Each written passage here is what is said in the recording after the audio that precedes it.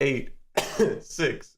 Wait, 6, 7, 5, 4, 3, 2, 1. Oh man, what's going on, everybody? We feeling like some real, prime agents out here because episode 47. Episode 47 of No Cooldown Podcast. We're back again, yet another edition of one of the best damn podcasts on this internet. Thank you all for coming back in and for listening. I'm, of course, that man Trip. Doing the thing out here. Elden Lord, as the last podcast. And so if y'all have not caught up to everything, soon to be, owner of the 9 realms of going through Ragnarok. But we are here with our podcast partner in crime, When Easy the Counter. When, what's going on, dog? I'm doing pretty well, man. Doing pretty well.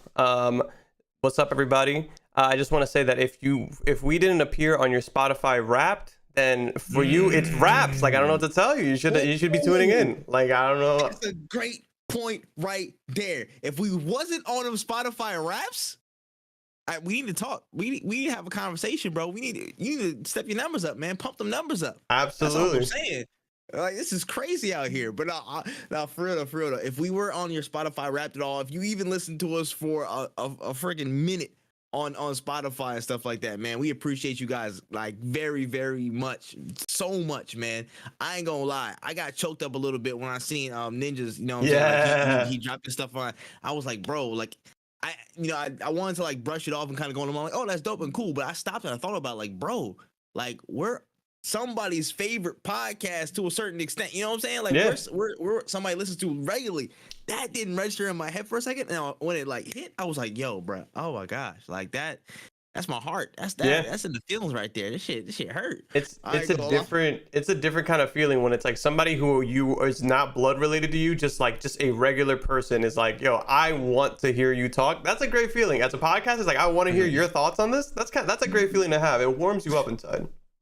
Facts, man. Honestly, like literally, it means the world over to us. And the thought just popped in my head, man. If we can, create this insight and create this, intrigue and buzz from one person, we can do it to a fucking million people, man. Mm-hmm. That for me in that moment was like, yo, listen, the battery's now in the back fully. If it wasn't before, like, we're definitely gonna be one of the biggest motherfuckers in the space, man. Y'all just watch, man. I'm telling you, this million about to go crazy. The million listeners about to go crazy. But hey, man, we take it day by day, and we gonna get there, man. We gonna get there. For sure, man. I'm excited.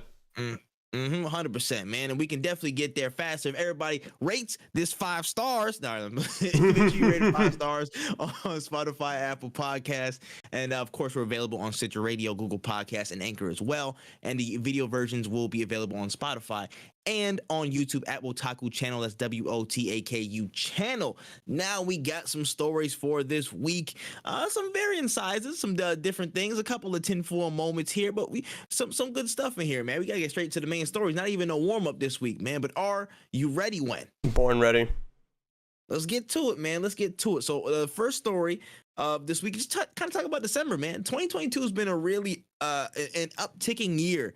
In terms of the major releases that have been dropping. I mean, much improved from 2021. Of course, since the brunt of, COVID, we kind of experienced that over the past year. Things are starting to turn around. We've had some really, really big game drops, and December seems to be no different. Just to look at the docket for all the major releases.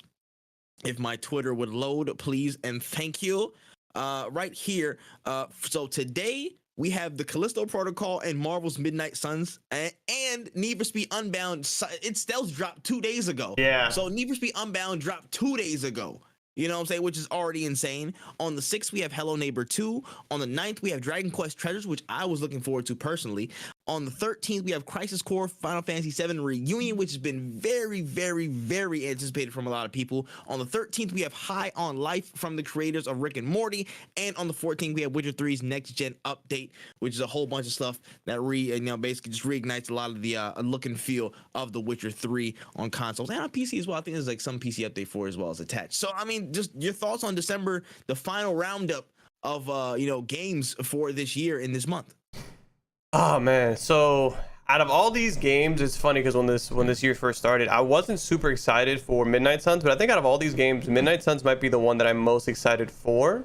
I played a little bit of Need for Speed because if you have Xbox Game Pass Ultimate and you have EA Play, that's what I was about to ask you, son. I'm playing it this weekend. Yeah, you get a 10-hour free trial to try out the game. It runs pretty well on my computer. I wish I had a stronger computer because I want to crank it all the way up, but we're not trying to blow anything up out here.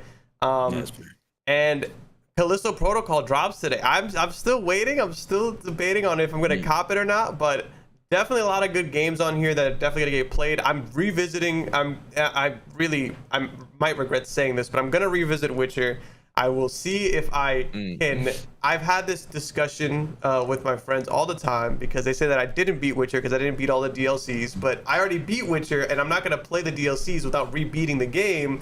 So it's one of those things where it's like, am I gonna beat Witcher twice? But I might, because that next gen update looks pretty nice. I could put it on the PlayStation 5, 4K Witcher. I don't know. That sounds like a really good vibe to me. Hey man, listen. See, you know what I'm saying? Casting some spells and dealing with some bounties and stuff in 4K is kind of different. Yes, sir. It absolutely is. And Dragon Quest Treasures, that game, I feel like it's a sleeper. Like I really feel like I gotta get my hands on it. I'm telling people that I'm honestly out of this list, I'm most excited with Dragon Quest Treasures. Like I've been waiting to actually check this out like for a good minute. Like I know we dropped a video on this and we talked about it on the pod a long time ago when it first dropped the trailer. Dragon Quest Treasures looks like dope. And again, since Pokemon Scarlet and Violet came out, I think everybody's in like the monster catching mood. So I know I'm not getting what's it called? I'm not getting Scarlet and Violet till around Christmas time probably, but I can quench my thirst just a little bit and scrap with my Pokemon or my monsters or whatever, my Dragon Quest monsters, whatever you want to call them, in Dragon Quest Treasures. So I think this might actually be a really good game that comes out that's a sleeper that we should keep an eye on. You know what I'm saying? I know it could creep into my favorite games of the year list when we do it at the end of the year. I don't know.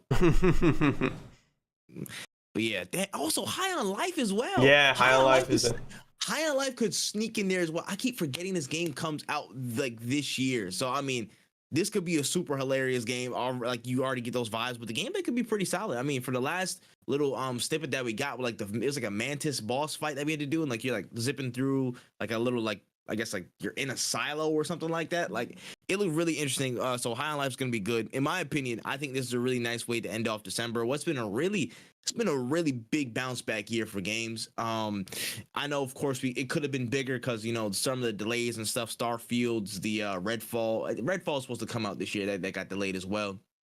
There were some things that didn't hit as well as it did and were delayed. But I still think this is a very solid year. 2023 is going to be ridiculous, but I think this was a really good kind of way to just kind of get people back in attune to, hey, listen, gaming is really, really moving forward. You know what I'm saying? Shout out to all the releases that people didn't mention as well as much. Tunics, the Sifus, you know what I'm saying? In the midst of it, we'll have a whole conversation about this year in review, but I think December this is a really good way to kind of cap it off. 1000%. I'm really excited to see what the next year has in store for us, but this has been an insane year for video games in general. There's so many games that come out that like we could name every single one that was a banger this year in our minds off the top of our heads, and we would still be missing some. Facts. Like literally, there was so much to cover. There's so much I still have to play. Literally, after I finish Ragnarok, I'm just kind of going on revisionist reviews and just like going to get through everything. I'm like, I miss Gotham Knights. I miss Gotham Knights Tunic. I missed a bunch of stuff that I have to go back and go do. You know what Sonic I'm saying? But Frontiers. to look on how long to beat Sonic Frontiers, like literally this Christmas break. And when I go on break for the winter, like for that however long I have off, son, I'm going crazy. I need to finish everything. I need to literally do that and map out all the content for it. So it's gonna be an insane winter season, just catching up and just looking on what was a pretty dope year, honestly, in terms of gaming stuff. So you know what I'm saying, kudos to December.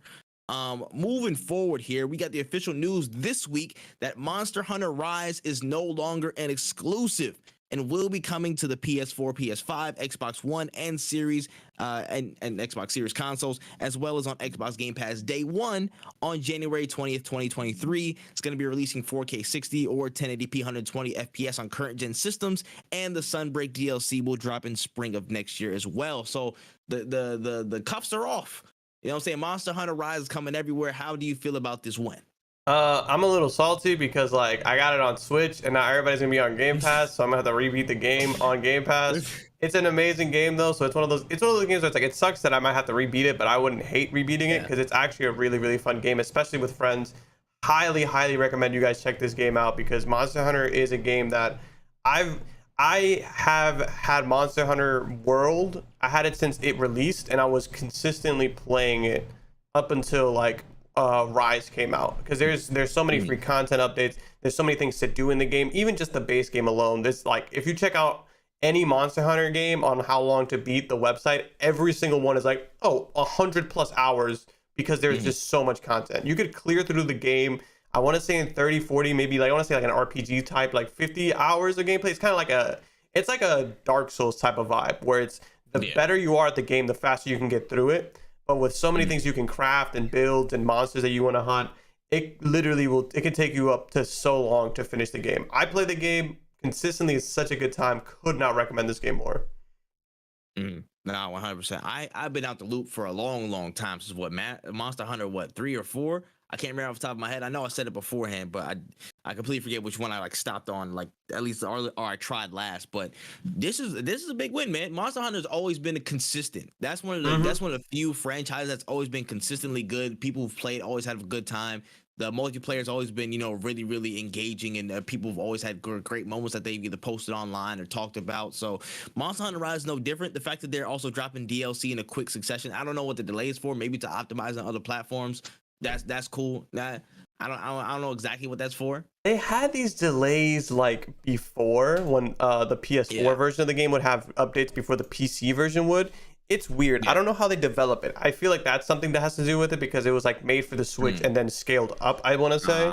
So like, or at least like made for the Switch, scaled down and then rescaled up. Like it's really weird, but like it's hard to really pinpoint what it is, but they have had these delays beforehand. And I also think that it might be one of those things where it's like we want to see how many people are interested. But I also I don't know, like it's tough. I don't like the delays because that was one thing that I hated, but it took Monster Hunter World years to sync up with the PC releases. Like I want to say the last year that it got updates.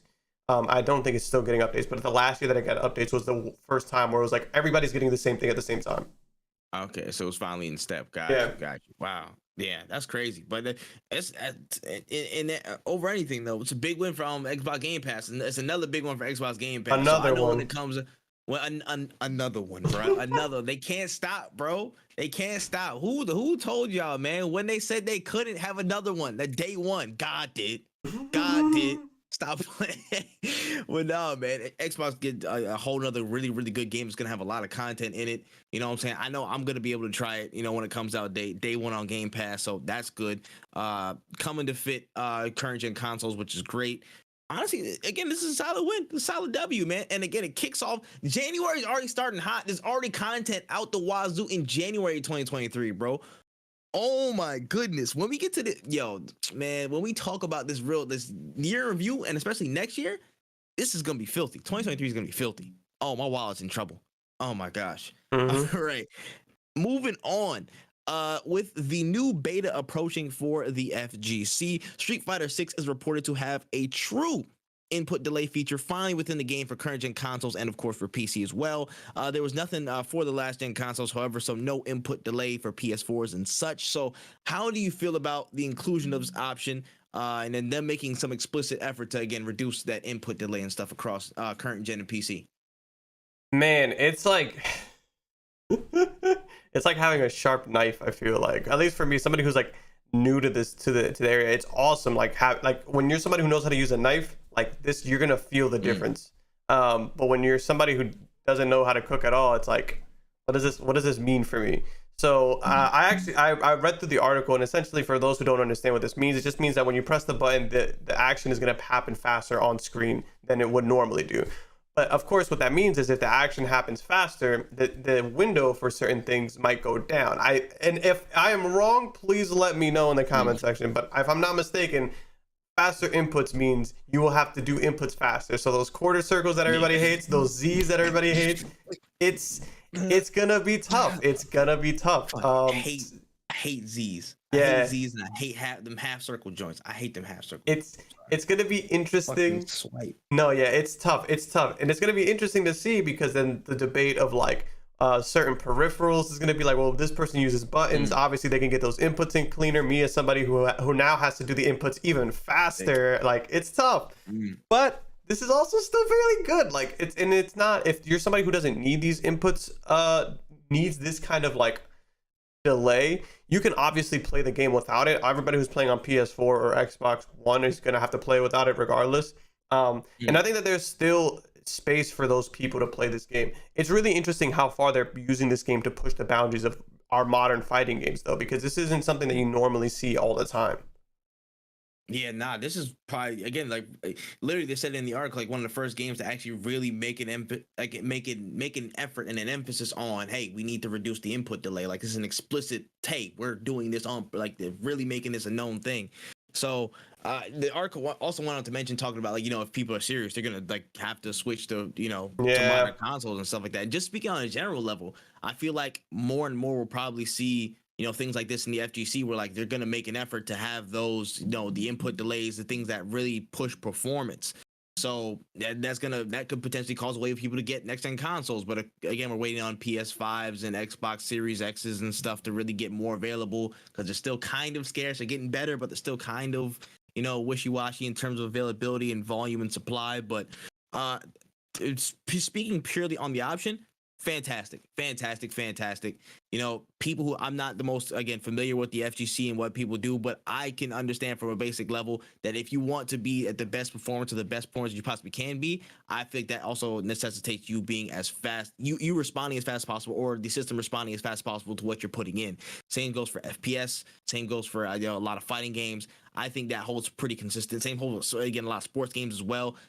The closer you are to that obvious thing, the better off you're going to be, the better off your experience is going to be. It's going to be less blame on the system if something goes wrong, and more on you if you're getting your ass whooped. So that really reduces a lot of maybe the complaints that people might have had. Fantastic stuff. Street Fighter 6 is doing a smash up job in their marketing run and just making things known. They have barely put a foot wrong since they came out with the second trailer. Since they fixed that damn logo, they've been cooking with fire. So, you know, I can't say nothing but praise for them, man. They've been really killing it, and more, I really want to get into Street Fighter 6. More and more, man. Yeah, I'm definitely signing up for the beta. It's going to be interesting. I can't wait for all the people with the think pieces on, wow, now you need to have a better hardware to be better at the game, but which is something that like people who have been playing FPSs literally go through every day. So it's like, hey, if you're somebody who can't afford the newest console and you can't get the input delay, I promise you, if you still get in the lab and you still work on what you need to work on, you will come out on top in a lot of places. Just don't let your hardware stop you. It's one of these things where this is a great step forward, but don't let it be the reason that you can't catch up. Like, I promise you, as somebody who now has the funds to afford like a 144 hertz monitor, I used to never play like DPS on Overwatch because I only had not only because I didn't have 60 frames, I didn't think I was good enough, but I always played the game and tried to get better. Once you get to that place where you get the good hardware, you're gonna be a god, because now all I play is DPS, and it's almost like insane to me how easy it is. 100%, man. It's just tools and extra mechanics and stuff. The fundamentals is down to you. So don't let the thought of a feature, you know what I'm saying, let you down, last gen console people. But also, y'all broke boys, get your money up. But no, shout out to Street Fighter 6 though. This is a pretty solid option. All right. Now, of course, the Game Awards is next week. Be sure to check out When ET stream next week as well, because he will be live streaming it. Y'all go in there. You know what I'm saying? I make sure y'all get locked in. A lot of announcements, a lot of good, funny ass moments will be had, I am sure, with When as he watches it. But we're getting a lot more teasers from damn near everybody saying, oh, we're going to be at the Game Awards. Oh, it's going to be at the Game Awards. Let's go talk about it. And apparently, we got some devs here. We got a countdown landing page from 505 Games and Epic Games as well. There's like a shoreline of some place, and they call it Rockay City. And the countdown's been, of course, leading to the Game Awards on December 8th. But we're just sitting here. It's tinfoil hat time, man. What the hell could this be? I've heard a couple of things, you know, spout around, but I'm interested to see what your thoughts on what it could be. When I first saw it, I thought immediately was like My thought was immediately Saints Row. I don't know why. I saw because it was Epic, and I think that's what it was. But it's 505 doesn't make the Saints Row games, but they don't make the Saints Row game. It's really tough because I don't know what it could be. It's got to be a new IP, right? Like I feel like it's got to be a new IP that has to do with open world for sure, because you wouldn't show off a city like landscape unless people are going to be able to explore it. Like that wouldn't be your main focus of the game. So if it's Epic, I don't know. It could really be anything. My money's on a new IP. You know, what would be sick would be oh my god, I can't think of this open world game right now. My guess was, honestly, if they got the license for it, I would have said either I would have said Just Cause. Honestly, off the rip, I would have said Just Cause, but I feel like it wasn't big enough to be like a Just Cause thing. You know what I'm saying? I feel like it wasn't dark enough.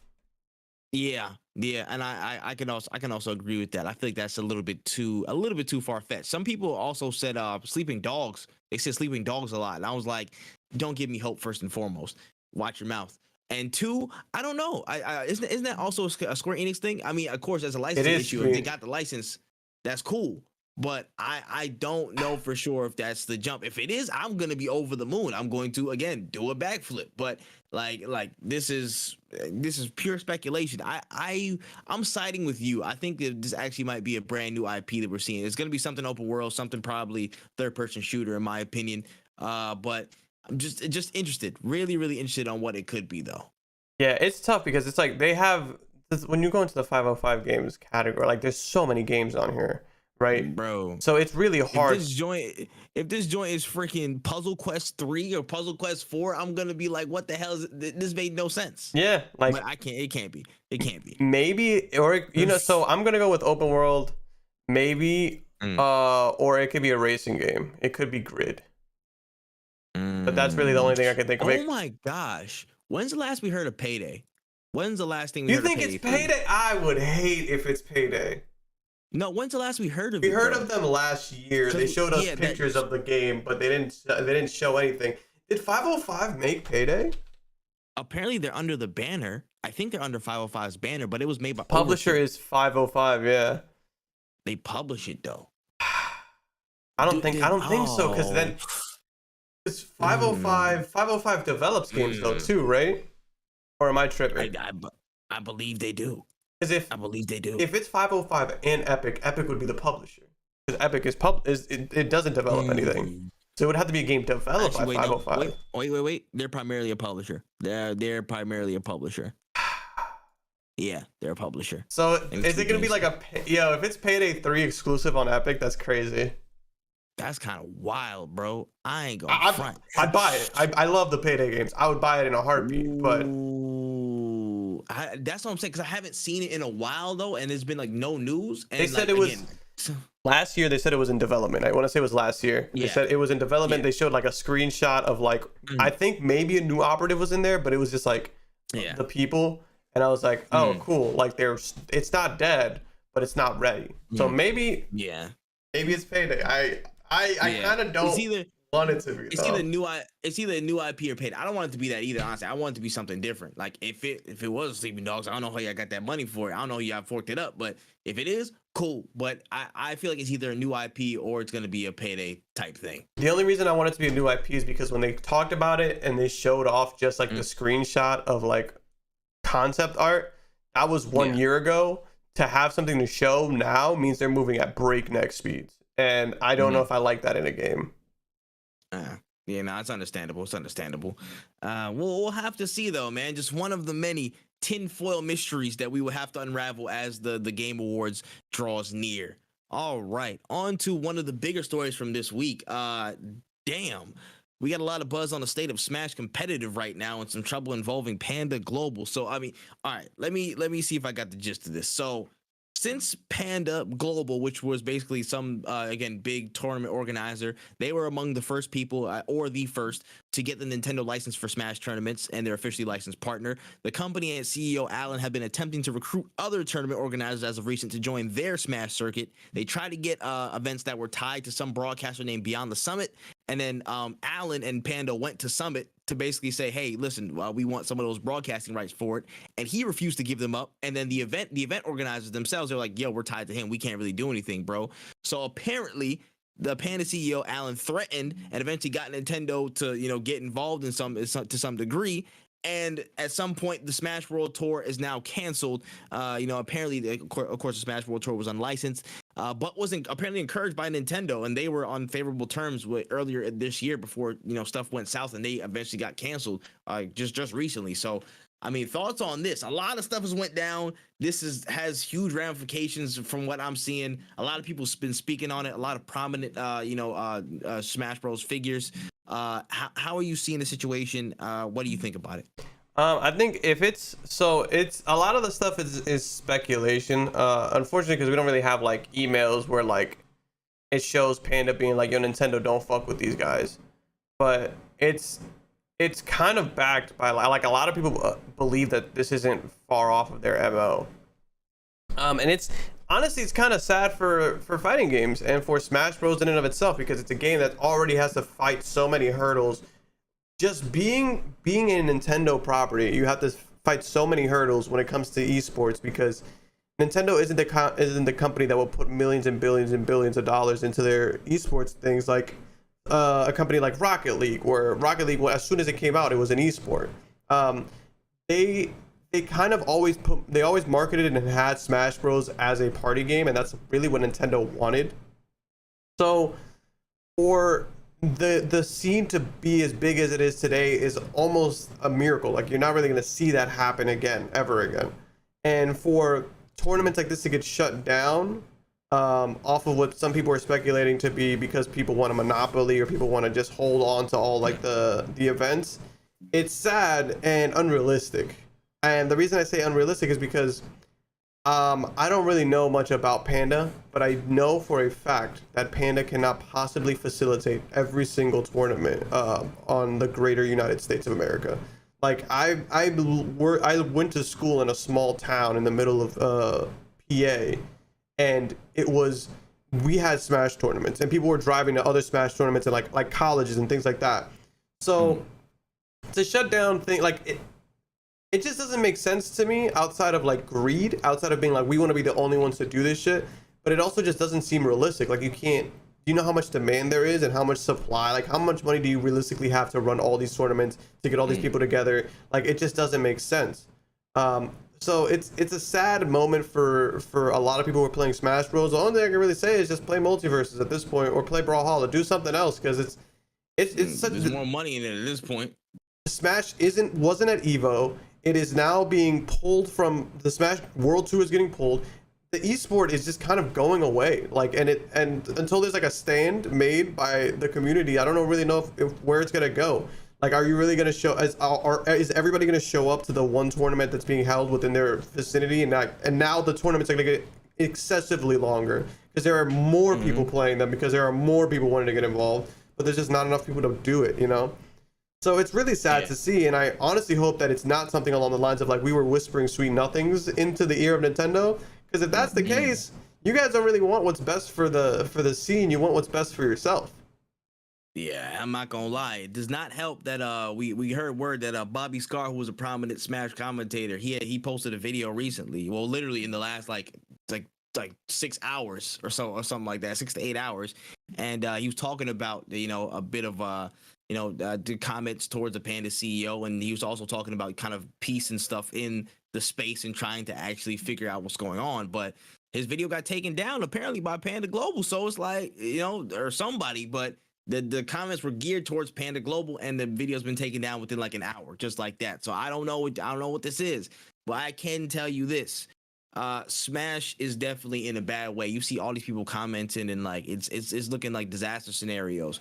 The craziest thing is because I watched the first episode of the FIFA documentary, FIFA Uncovered, and like it just reminded me of this situation so much. Again, you have somebody that wants to monopolize, a major sport or game or whatever. Like, basically, PandaGlobal are trying to be like Adidas in this situation. Like, we're just gonna monopolize all the broadcasting rights. We'll make the ISL. We'll make all these different things so we can hoard all of this stuff. But you know what I'm saying? Like, you don't have the infrastructure and or the pull I don't think, to do that successfully. I really don't. And again, these other people are in agreements with all these other people. The way I see it, I'm not saying that they did the shit and they really like talked to Nintendo like, hey, they're unlicensed. You might need to shut this down like crazy, bro. What I'm saying, he might have sent the email to tell somebody to tell Nintendo that, hey, they're unlicensed. You need to take this shit down, bro. Yeah.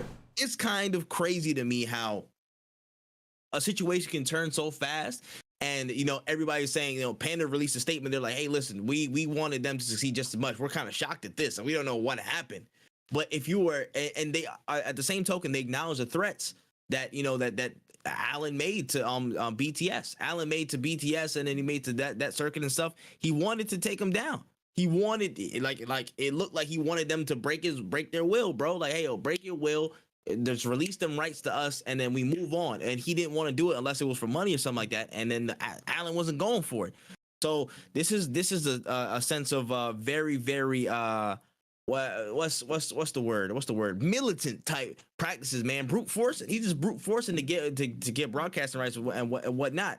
And what he's just realized, or what people are realizing, is that just like the whole state of Smash is now in jeopardy because of one person. Because if they can do that, you know what I'm saying, now people are going to be scared to hold events that are unlicensed. You know what I'm saying? Like, so many people are getting like their sponsorship taken away. I'm assuming Smash World Tour is one of the bigger platforms again in the Smash scene. If that could just be canceled like that, you know, what makes sense from other people kind of getting together and making that happen. So it's putting a lot of people out of work who were set up for, a lot of commentators, a lot of people who are involved in it. And a monopolization can only be a bad thing. In my opinion, it can only be a bad thing. It stagnates the product. You know, a lot of people can get away with a lot of shit that shouldn't fly. And the craziest thing to me is, earlier in the year, it was stated that Nintendo and Smash World Tour were on good terms. They were like, yo, listen, we want to talk to you. And they said, we want to talk to you because we want to eventually work with you more, to the point where we could probably give you a license. And then how could that just switch with no other external factor? How could that situation just switch so quickly? Even though they knew the situation going in beforehand, it has to be somebody budging, you know what I'm saying, and kind of giving that little nudge like, hey, bro, we're licensed. They're not. If you don't do something, we're going to take our money and leave. You know what I'm saying? It seems like Nintendo got put in the corner that they did not want to get put in, and they just making a decision real quick. Like, they would rather stomp it out than rather work through it and make some, you know, truly amicable, in my opinion. But this can only spell bad things for the Smash scene.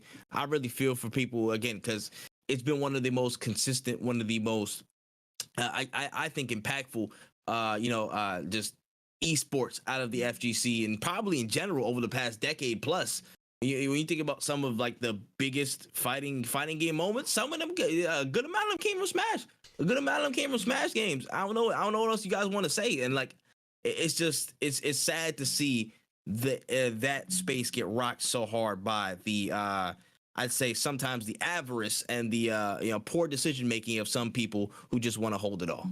Yeah, it's one of those, and it's definitely a passion. Like, being a fan of Melee, like even just seeing like their documentaries made about this game and the scene and how it's evolved and how it's changed from like Street Fighter and like Tekken and these other games. Their story in the fighting game scene is completely different from Smash Bros. And Smash Bros. Literally willed itself into existence. Like, competitive Smash was made from the players, not the developers. Like, people who, when they make Tekken, they want to make a great fighting game, a competitive fighting game. When they made Smash, they wanted to make a fun party game where you fight your friends, and the fans said, we're gonna make this an esport. And that's what's really crazy about it.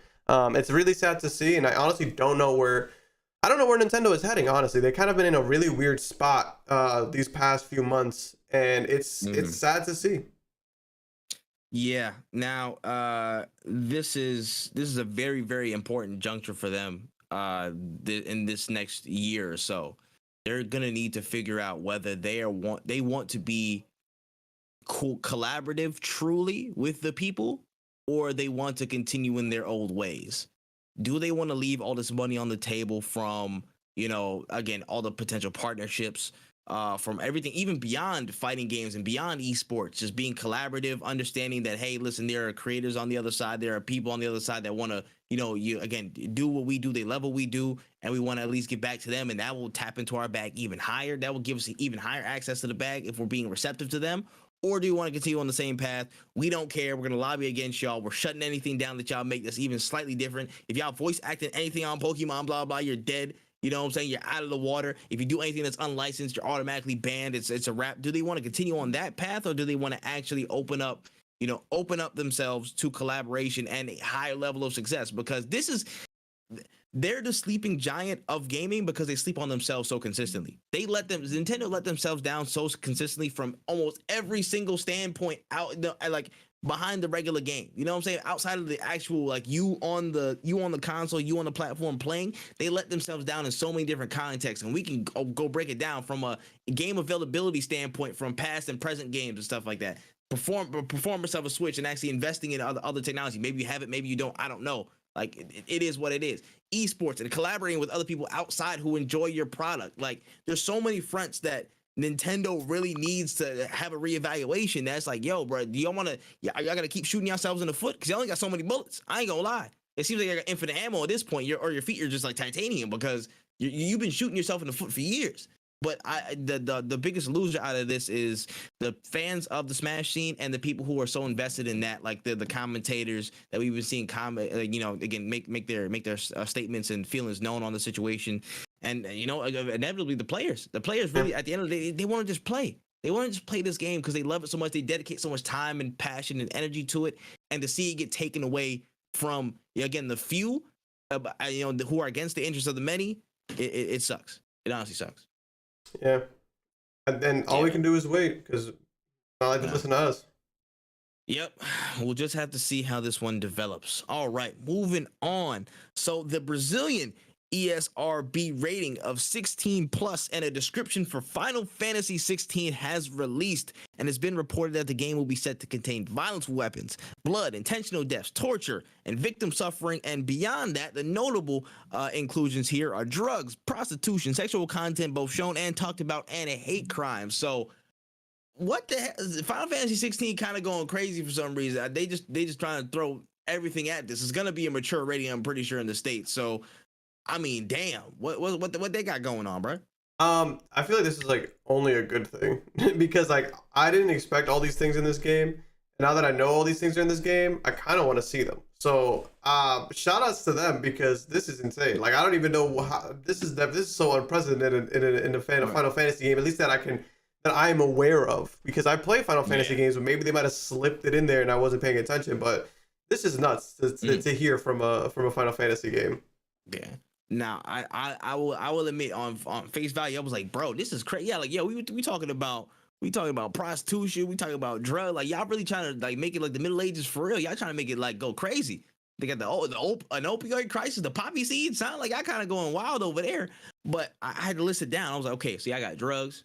Yeah. Elaborate. I'm assuming elaborate drug involvement in whatever scenes it is, prostitution, sexual content. I'm about to say hate crimes of specific nature, so I'm assuming it's gonna be planned attacks. That's crazy. You included all these crazy little elements over there, but not once he was like, maybe the Middle Ages has black people. Maybe it's wild, yeah. Like, that point is crazy to me. I'm sorry, that's a little bit wild. But I still gotta take some points off for it. I'm sorry. No, I'm sorry, Square Enix. I'm sorry. You gotta hold a couple L's for that one. But 1,000%. Aside from that, it's like it's apparently gonna be a really like in your face, like on the nose type plot. So interesting, but some black people could have been nice. That's all I'm saying. Absolutely. Hands is up. All right, moving forward. So Twitch has rolled out a brand new safety feature called Shield Mode. Basically is a one-click mechanism, a one-stop shop that loads a bunch of customizable safety settings at once in case of hate raids, harmful invasion of streamers' channels, etc. And this includes previous features rolled out in the past few months, and including some new ones like mass bans, which is if anybody uses a certain term in a certain time span that they hopped in the chat, you can ban them all together. And of course, you can look at that list and unban people as you see fit, and no first-time chatters. So basically a big amalgamation of everything we've done in terms of safety revisions and stuff on Twitch over the past few months. How you feeling about Shield Mode?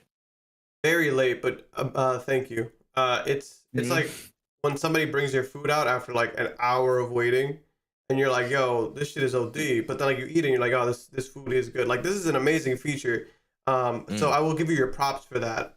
But I also have to say that like this is something that even Stream Elements had like people had already made commands for this at this point, and like other people had to go out of their way to learn how to implement this onto like their Stream Deck so they can set up this whole feature thing. And now we get this mode, which is amazing. Like I'm happy that we have it, but it's like, yo, there's no way you made this without knowing that there are problems. And if you knew that there were problems, why didn't you ever address them? Like why didn't you ever while it was happening, you tried to ignore it. And like, boy, this shit would have went crazy in April or May. You know what I'm saying? This like, shit would have went crazy earlier. Like, it's been what I want to say. The hate rates started getting. I mean, this isn't the first time. The hate rates have been happening for a long ass time. But like this year, like not even just this year. Like in 2020, they were happening. This was 2 years ago. No, I feel like for sure. I feel like this is 2 years late at this point. Like this is insane. Oh yeah, no, you're not wrong. You're not wrong. So it's crazy that like you guys finally got it, which is great. I'm happy that this is a thing, but I'm really it took 2 years to create this because hate rates happened, and then in 3 months we had like Elgato commands that you could just press a button and change the emotes, all this stuff. Like you would have all these things like ready to go in a couple months. There's no way this took you 2 whole years. There's just no way. Facts. Yeah, nah, I'm not gonna lie, it's crazy. I just want to let it be known that me and Seribot still tight. You know what I'm saying? My boy still pull up in the chat. So if anything go crazy, he with me. He with me. So again, on paper, fantastic feature. Honestly, mass bans, no first time chatters. Fantastic features, I think, that are added to this shield mode overall. One click of a button, you get the whole pop-up. I actually tested it on stream yesterday. I was like, oh, I saw the button. I was like, oh, why not? Before I went live, I was like, oh, shoot. It literally pops up a whole entire command center. Yeah. You can just input stuff. It automatically, puts in features, locks down the chat very, very well. Very, very effective tool. And I think at this point, Twitch's moderation is much better than pretty much every other app out there. I will, again, 100%. I think that's a pretty fair statement. Given YouTube streaming, giving other platforms and such, Facebook, blah blah blah. I think the moderation on Twitch is now within a good margin the best in terms of that. But again, the timing is just a pain in the ass because now hate rates aren't really. They're probably still happening, but they haven't been happening as rapidly as they were from 2 years ago, 1 year ago, 8 months ago, 6 months ago. They've died down a bit at this point in time. So it's like, okay, you kind of came in with the catapult after the battle's over, son. I'm like, that's a little bit damn, bruh. I'm glad it's finally here, but it's just like, bro, the war finished. The war finished for now. You know what I'm saying? The next battle is gonna be in like another 2 months. You know what I'm saying? Glad you made it, but damn, there's a lot of damage done already. So it is what it is. You're gonna have to just hold the L for that one, to be real, and just acknowledge like, hey, sorry, we're late on this. I wonder what the prioritization pipeline was like for this project. Wonder what maybe got more attention on this team. Maybe the team had multiple projects or there was shuffling pieces. I don't know the story, but all I know is I'm glad it's here now. A little bit too late, you know what I'm saying? But I'm glad you guys made it. Regardless, still really good feature. Really good feature. Really good feature. Yeah, 1,000%. I'm happy that you guys have it, but it's like, man. boy, if I could do the end game and teleport to a different timeline with this, bro, we could have stopped something. Yeah. We could have stopped something. I'll tell you that, bro. All right, moving forward here. So after its release, we have an official content roadmap for Sonic Frontiers going into 2023 that will be all free and in 3 phases. So the first phase is going to have photo mode, new challenge modes, and a jukebox, of course, with a bunch of different tunes from the Sonic world in the first phase. Some type of Sonic birthday celebration, more open zone challenges, and new Coco or Koso, I don't know how to pronounce it. Correct me if I'm wrong, please. In phase 2, and in phase 3, we'll have new playable characters and a new story update when that drops. So, I mean, thoughts on the new roadmap, all free for Sonic Frontiers? That's awesome, man. Especially like. We always love free updates on games. For sure. Happy to see more content in this game. I might cop it up for myself because I think it was on sale on Amazon, so I might have to go see what that's hitting for. But we absolutely love more add-ons to your games, especially when you don't have to pay for them, man. Please. Yeah. Now, I don't mind free shit at all. Trust me. If it's free, it's probably for me. I ain't gonna lie to you. I'm not a detractor of that whatsoever. But I will say this. I find it funny sometimes how games will have a free roadmap update on stuff that they could have dropped on day one, but they're just like, hey, listen, y'all, we're gonna have to. They can't say we're delaying it. They can't say we're delaying it for the sense of PR and whatnot.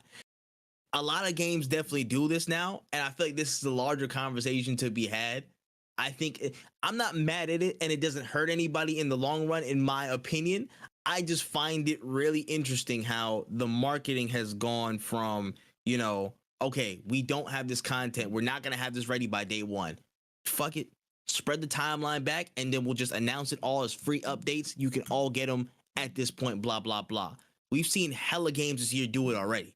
And I feel like that's a common, I guess, symptom of games that, again, they have a lot of content ideas, but the timeline is so small for them to work. And maybe there's corporate pressures from them. Maybe there's, again, constraints in their development cycle. But it's interesting to see how every game has now turned that negative into a positive, in a sense of, we can't get this out in time, but I mean, we'll give it to them as free content, aka content that should just came with the game day one, that we don't value as something like that as paid DLC or anything like that, and then they'll eat it up. I find it funny how the gaming industry and a lot of games today have kind of switched that narrative from, we don't have everything day one to, oh, we're giving it to you for free later. You know what I'm saying? Like, yeah. At least the framing of it. And again, it don't hurt me because it's free. It don't hurt me whatsoever. You know what I'm saying? I already paid full price for my game. So this is just, technically what I was owed from that point, or it's free, or still free. But I just always found it interesting how that the paradigm has shifted from, we're going to keep incentivizing you with that stuff. Or maybe the pipeline was always like that. Maybe the game was finished, which I highly doubt, for a lot of these games. But I just always saw that it was a funny switch. I don't know when it happened, but it was just a funny switch when it did. No, I know what you mean, and it's something that, like, even something as small as like day one patches, like that's another, like, I feel like that's another thing. It's not it's nowhere near as bad as like roadmaps, but it's just like the idea of like, we say this game is going to be done on this day, but we're still working on this day. So like that's a big problem in the industry now, and I think it is very much corporate pressures are being like, hey, you gotta get a game out in this quarter because you haven't made enough money or whatever. And it's sad because I'm sure like a lot of people would have enjoyed the game more with all these different things to add on to it. Sometimes it's okay, like a game like Sonic, I could have seen myself being like, no, I wish this would have been in the game when I first got it. But sometimes, a game like Monster Hunter, where there's already so much to do, this extra stuff just seems like a bonus. So it really comes down to like the quality of the game on shipping and the quality of the updates as you go on. Because if you have a game like Monster Hunter with free updates, I don't ever see it as lacking content, or like they could have did this when the game first came out, because there's like there's already a million things to do in that game. But I completely understand and I'm not in agreement with like certain things like let's say this isn't the best example, but like GTA 5 is talking about online, but then not having an online mode on release, like something like that. It comes a year later. Yeah, like they'll say it came out for free, but I'm like, damn, what happened to the year we was waiting on it? You know exactly. What I'm saying? Like, and of course that in and of itself is like a whole different scenario. But like things like that, I'm all for free content updates as long as it's not the content that I want to get. But that's another issue, is like what can we justify as this should have been in my game, or this is okay as a thing? Because maybe they were making a mid game, like maybe the game just wasn't as good as we thought it was going to be, but they knew that like, well, after we release it, we can make this other stuff. So like this free content update to them is a real content update, but to us we expected more. So we're like, no, you guys just didn't have the game finished. Yeah, I hear you. I think GTA Online is a better example for that, because we were promised GTA Online day one before the game even released. And we didn't get that for at least a good year after that stuff. So I think that's a really good example of like, yo, that's more of y'all are making up for it instead of y'all providing us with something free. Like y'all promised us this at the beginning. You can't just give us your word for it and then go back on it as a developer after the game release. You can't do that shit. You know what I'm saying? In my opinion. But I feel like it's contextual down to what content that they promised to deliver on day one, which I feel like the game developers kind of remain a little bit vague on that stuff, and I feel like they'll emphasize more the roadmap. And it depends on what we know from their development cycle and what they show us. That's literally it. That's what we know and what they show. That's as much as we can infer from there, and then make the determination. Oh, this is actually free content. You guys release as much of the full game as possible. You did like 90% of the actual original idea and what content was in it, and then all this extra stuff on the side, this is stuff you've been planning afterwards. So okay, cool. This is just, you know, like the 100% plus. This is everything bonus. This didn't need to come with the first part of the game. Like, it is what it is. Like, what's it called? Ghost Tsushima. Ghost Tsushima dropped that first game, and then it dropped the raid DLCs, the multiplayer DLCs. I know for a fact that was completely separate and did not have to be with that game. It was a complete game on, I think, pretty much on shipping. It was a pretty much everything was supposed to be. Everything that was after was a planned thing that didn't need to drop day one. They said like, oh yeah, no, this was something else. Like the multiplayer joint, the co-op campaign. Like, that was something that was tailored. That was very much not a part of the original package. So, you know, it just depends on the perspective and how much information we're given. Yeah, and that's all we can do is speculate and hope for the best. Yep, literally. But it's still free. Yeah, it is still free. Let me go grab this one thing real quick. Yeah, man, no worries. I'm about to say, it just depends. It just depends on stuff, bro. I'm not gonna lie. For me, I'm just like, I find it very, very difficult to not turn my brain off and hear, oh yeah, it's free. And like, how much of this was supposed to be in the original cut of the game? I'm not gonna lie. I find it very, very hard to turn my mind off to that now. Because I used to be like, oh shoot, a free content thing, a free content update, roadmap, blah, blah, blah. I'm getting all this free, cool. And now that I'm kind of looking more of how a game develops and, you know, maybe the emptiness or fullness of a game, I get a little bit skeptical. I can't even front. I get a little bit skeptical thinking of, oh, so how much of this was originally supposed to be here? How much of this was supposed to be here in the first place? Yeah, I just like moved it back because you had no time to actually work on it, work through all the kinks, make sure the bug fixes are there, make sure it's optimized. You know what I'm saying? Like, it's hard to gauge. I feel like that's just like the cynicism as a gamer growing. You're just like looking at stuff more. I'm about to say, I've been getting good at these random ass blurs while you go grab something, bro. I'm not gonna lie. No, yeah, it's obviously it's the Christmas season coming up, so like I ordered my mom a TV, and I just wanted to make sure I got in the house before, because like I got the message like it got delivered. I'm like, I needed to make sure it's in the house because I'm not trying to get that shit wrong. Yeah, get it, bro. I'm not gonna lie.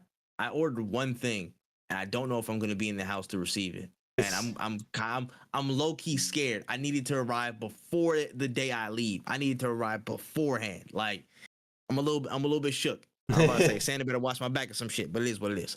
All right. So let's talk a little bit about Pokemon Scarlet and Violet, man. What people have been seeing, the recent reaction to all the, you know, the technical debacle, how the game's been received.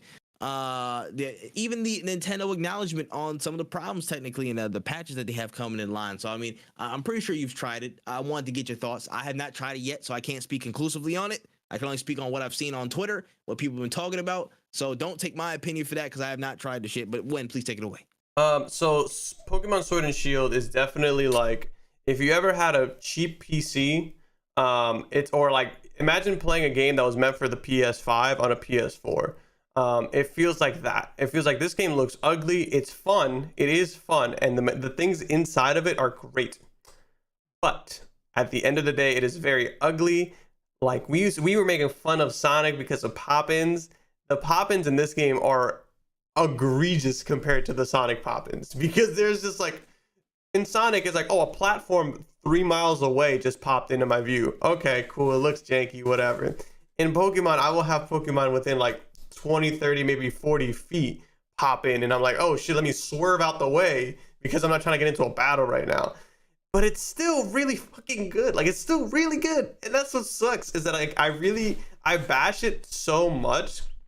But my brother the other day asked me about it. Somebody who's he's not a gamer at all, very casual. Like, last game he beat was Breath of the Wild, and then stopped playing. He's like, that game was great, and then just stopped playing video games.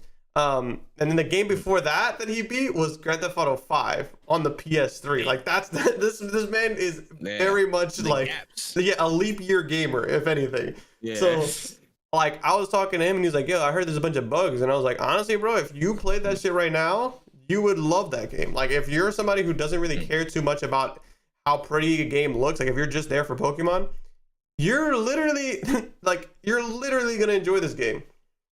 Like, it's just it's bad in the sense of a video game, like of what we're used to, but Yeah. it's still a good game. And I think honestly, like if this game came out and was like an indie studio, we'd be praising this game. We'd be like, no, this game is good. It's just, you know, they're underfunded. But this, if it's the fact that it's coming from Nintendo and the Pokemon company, and the fact that you guys sold 10 million units on the first day, like you guys are making bank.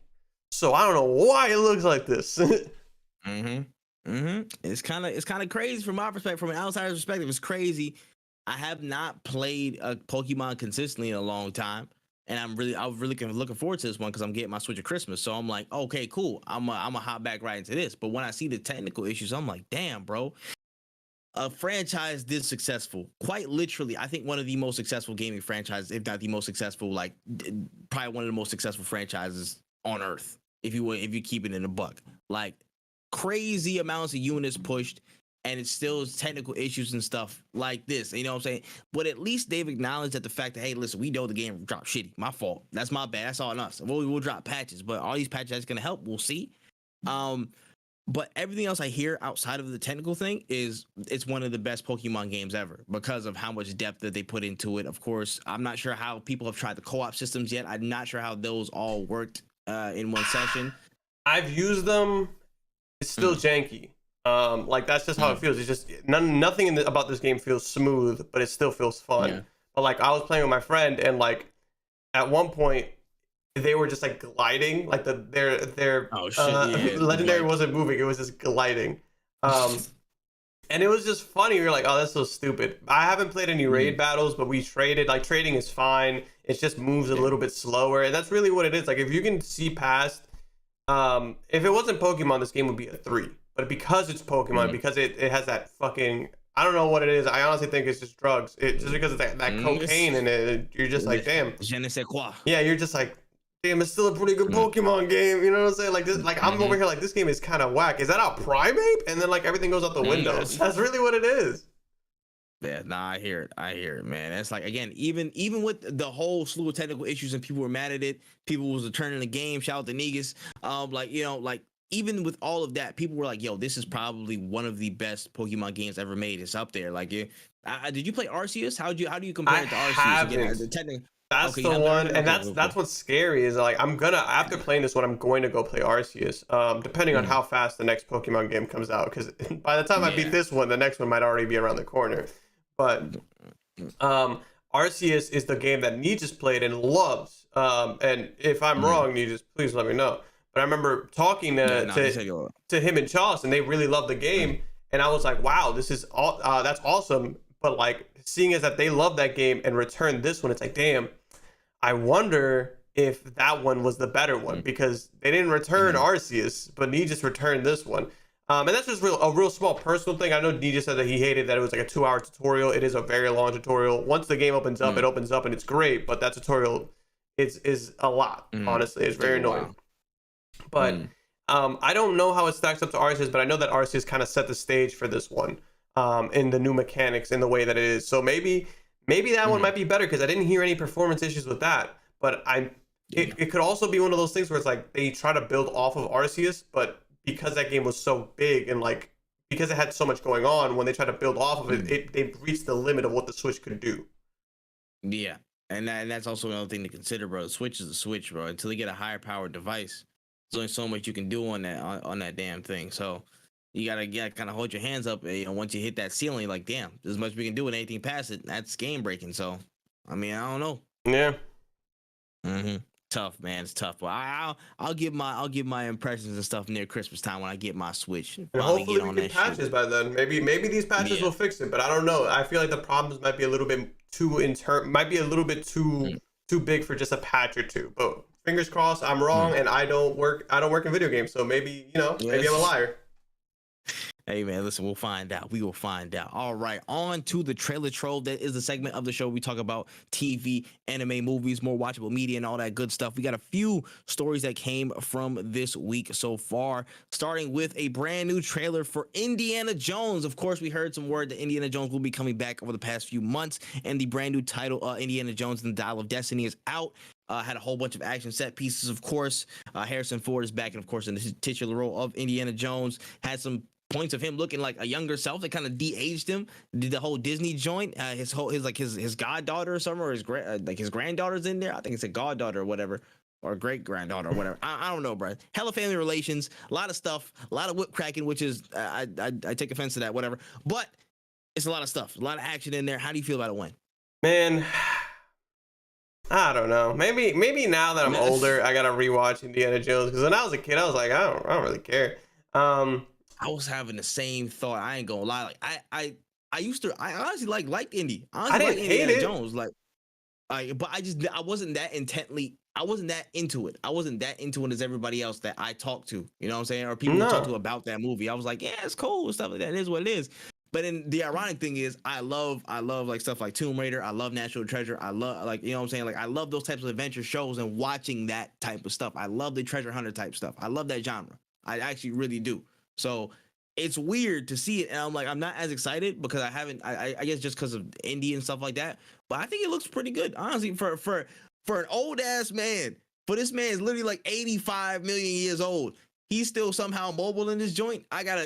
I'll clap it up for him. This man still got WD-40 on his joints and stuff. He's getting mobile. He's getting it mobile.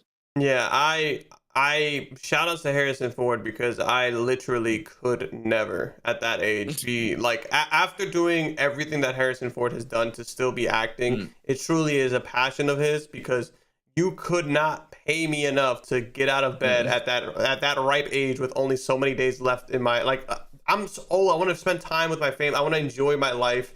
I gotta show up to set at what time? 6 a.m.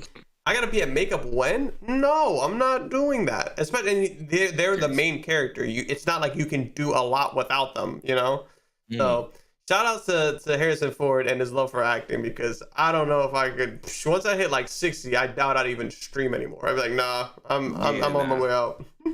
I hear it. So you're not trying to be that one grandma that play FPS games? You're not trying to do that? Oh, I'd do it, but you wouldn't see clips. You would barely know when I'm live, because I would literally just start it up and be like, I got nobody in my Discord right now. Fuck it, let's throw a stream up. Like, you would never see me.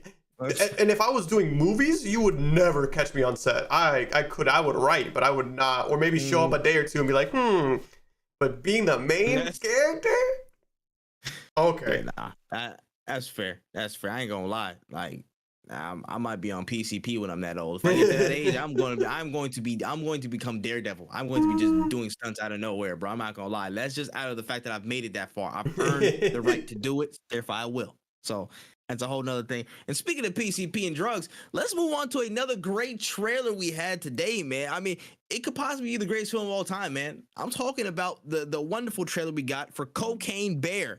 The world has rejoiced 10 times over for hearing the lovable story based on true events of a bear in the woods that consumed a inordinate amount of cocaine and just rampaging through the forest and a near reserve park and whatnot. And it looks fantastic. I'm sorry. It looks fantastic. I don't know how you feel about it. How you feel about Cocaine Bear, man? Definitely something I gotta catch. There's so many movies like Cocaine Bear, Hobo with a Shotgun. There's a lot of movies that are like really wild that I really need to start tapping into. Yeah, the Velocipaster. Come on, man. Great. It's such a great movie. So many awesome films being made, and people say cinema is dead. Man, I think that they're just not tapped into the real cinema. You know, they're not, bro. They're not, man. I'm telling you, stars are being made every day. I just need to look in the right places. I'm just saying. I'm excited for Cocaine Bear. I definitely cannot wait to see it. I think that's might be what I start doing with Pandas. We're just gonna start watching. We gotta start with the beginning. We gotta start with Sharknado. That needs to be the first one we start, and then go from there. OG. Absolutely, 100%, man. I just love how some movies just don't care, and they're just gonna not take themselves seriously, bro. And it's great. I actually do. It's like there's a strong mix of it's kind of, I mean, a relatively new IP in terms of, I don't think I've ever heard anything about a coked up bear on a movie before. So nope. I mean, this is new to me, and this is just a level of, we don't care about what you think about like a movie concepts, bro. We're just doing this, bro. The bear's coked up in the woods. He's killing everybody. What are you gonna do about it? And it's great. This is like over the top nonsense. I would actually watch this literally all day. I'm genuinely excited for it. I don't know if I watch it in theaters, but I'm definitely gonna watch it. I will watch this at some point, some way, somehow. It is for sure a Discord. Discord night. This is 100% a Discord movie if I ever saw one, bro. This is 100% a movie you watch with the homies in Discord if I ever saw one, bro. This looks fantastic. This looks like a whole ton of fun, and I can't wait. This is cinema, baby. This is cinema. Scorsese said it, not me. I'm about to say. And speaking of cinema moments, man, we got another look. Damn it, Jay. At the Mario movie trailer, we have another one. We had a first look at Donkey Kong, a few other people. Again, another look at even some Mario Kart action in there. And of course, we had Chris Pratt's voice, who's somewhere in there. How'd you feel about the new Mario movie trailer? So I did a reaction video to it, and it was so funny because like I had somebody comment under the video like, man, I'm excited. I love Chris Pratt as Mario. And I was like, man, there's no way this isn't a bot, bro. There's absolutely no way somebody's here. Like, you gotta be a Chris Pratt fan. And if you're a Chris Pratt fan, shout outs to being one of like 8. It's just not it, bro. Like, there's no way. And if it is it, you don't like Mario. Like, there's no, you can't like Mario and like Chris Pratt as Mario. Like, it just doesn't make sense. It's just there's a problem. America has a problem. And there's too many, like, they threw Mario Kart. What did we need to throw Mario Kart in there for? We could have had a way different. We could have had a whole movie doing that. Now it's like, come on, bro. Like, is it just gonna be one movie? I hope it's just, maybe they're just trying to do everything at once. They're like, all right, we're never doing another Mario movie again. I feel like they definitely do a sequel. They would 100%. Oh, they're doing a trilogy. It's gonna be a multiverse. I promise you. Oh yeah, they have too much material, bro. They're gonna end up doing Smash Bros in one of those movies, and it's gonna go crazy. I'm telling you, they have way too much. Mario has too much reach. Mario has too much reach to not do one movie. You're high if you're thinking they're gonna do just one movie with this franchise. You are absolutely on PCP. There's no way. Just to speak frankly, Chris Pratt's voice, and every time I've seen a dub trailer on Twitter, the voice always is like dope. The voice is always pretty solid. When he does the wahoo, you know what I'm saying? Like, even there, it's not even that bad. I just threw it out the window. You know what I'm saying? Like, crazy. Whatever. That's ugh. But anyways, everything else in this trailer though, great. I'm not gonna lie. Actually, everything else in this trailer looks pretty fun. I can't even front. I really do want to watch this, to speak very candidly. I just want to, plug my ears for Chris Pratt's parts, to be real. But everything else looks super, super dope. I'm not gonna lie. Like, the fact that they don't have, Peach in the prototypical, you know what I'm saying? Like, she gets kidnapped role. She's actually like leading the resistance type thing. Toad looks pretty funny. DK is like, they meeting on like the whole 2D platform, like old school and stuff. That's pretty dope. I'm sure that he's gonna be great. I think Seth Rogen's gonna be Donkey Kong, and he's gonna be great when he. I haven't heard Seth Rogen's voice as Donkey Kong, and that shit is super annoying. Like, how are you gonna show off Donkey Kong and not one word? I'm waiting to hear it. I'm waiting to hear it, honestly, bro. But this is going to be a really, really fun movie. I hate the blemish that is Chris Pratt's voice on it. I'm sorry, feel how y'all feel. Maybe I'll be, I'll be less critical of it once the whole movie goes through and I can get whisked away by everything else. But also, Luigi, Charlie Day is a great Luigi. I'm sorry. The voice of Luigi was actually, I think, was fairly consistent. I'm not gonna lie. I think I liked how it sounded personally. But I also like Charlie Day generally, so it is what it is. I think it was okay. I don't like. I've kind of been really checked out. Like, even I'm not even a huge fan of Bowser. Like, I like Jack Black as Bowser. I don't think it's wrong. But like, I don't know, man. I just feel like I just don't think that they have great voices, and the only person I feel like who has like the range for this is definitely Jack Black. He's definitely a good pick for him. It's me personally. It's just like a personal thing. Everybody else, I feel like, I know Peach is actually not bad too. But like, I'm just not a big fan of not using real voice actors. Charlie Day's voice in and of itself is so distinct that it sounds like he's a voice actor. And that's why I think it works with Luigi. But like, Chris Pratt, I still haven't heard Donkey Kong, so we got to hear what that sounds like. Toad is I don't know, man. Maybe I could just be super. Maybe I could have just not. I'm super biased and against it. Maybe that might be what it is. Maybe I'm just a hater, but I'm just not having a good time when I'm watching it. Listen. One does tend to understand you be hating sometimes. I do be hating. We all be hating. Sometimes hate is positive force for good in a weird, workaround way. I think. I don't know. I don't Look at Kratos. But exactly. But yeah, man, I think it looks pretty good so far. I'm not gonna lie. it beat out my expectations because my expectations were literally zero. But you know, it looks decent. It looks pretty good, man. It does look pretty good. Look pretty good. Yeah, man. All right, moving down to a new trailer we got in the past day or so. Transformers: Rise of the Beasts.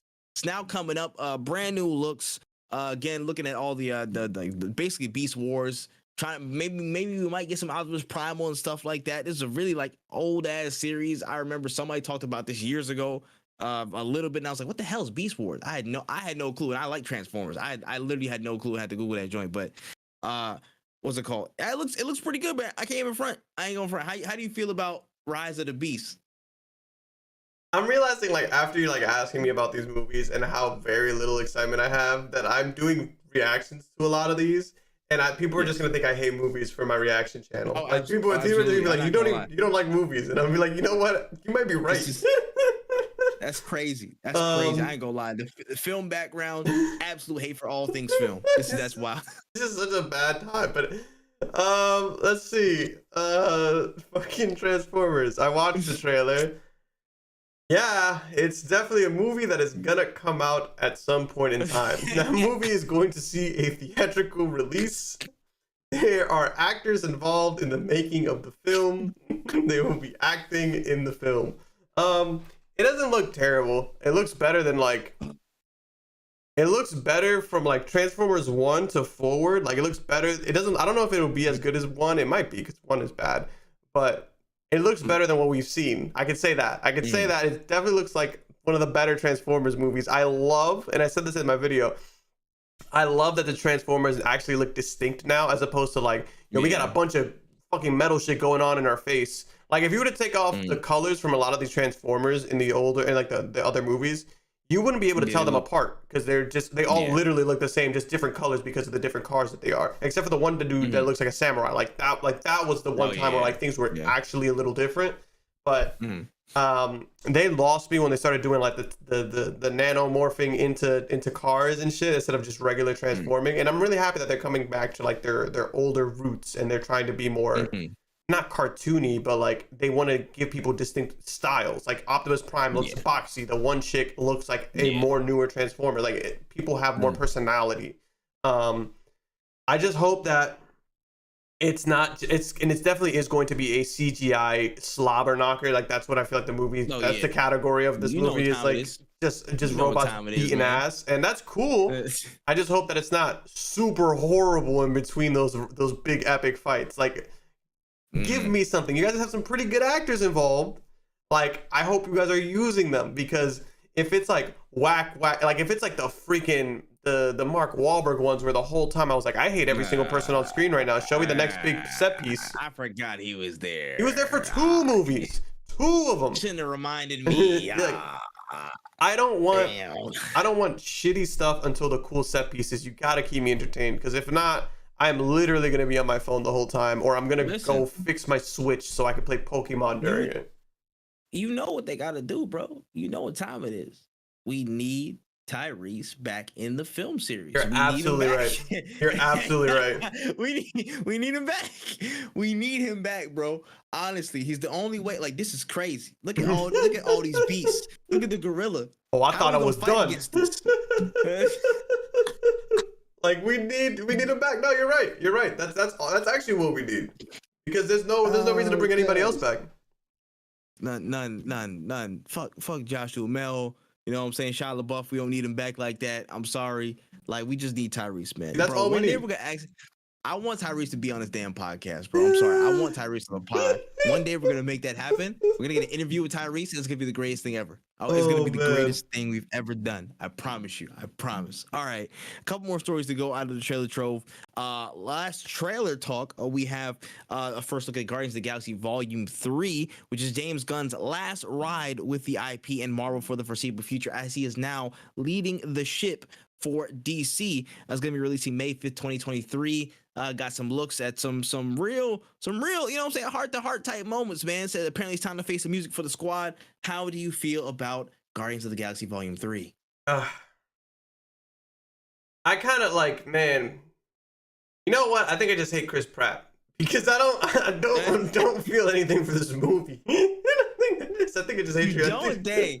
It looks cool, but like this is the ultimate litmus test. Like, do yeah. you hate Chris Pratt or not? Like, I don't hate Chris Pratt. I'm just like, the nigga was a bad choice for the Mario movie, but I don't hate Chris Pratt. I'm sorry. Like, I think it looks interesting. I just wasn't a huge fan of 2. I think 2 sucked really bad, and I watched it, and I was just like, man, this was to me, I just was like, this is a huge waste of time. I'm really tired of this. Like, I want to go.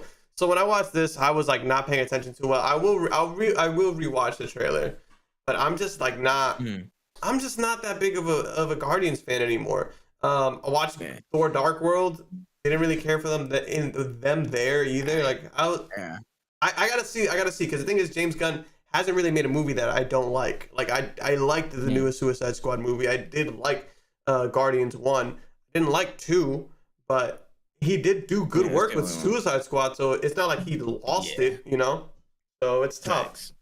So it's a toss-up, man. For me, I'm not gonna lie, I am interested just for the fact that I want to see who dies and who lives, because I know at some point beyond this, we're gonna have a new outfit of the not Suicide Squad, of the Guardians of the Galaxy.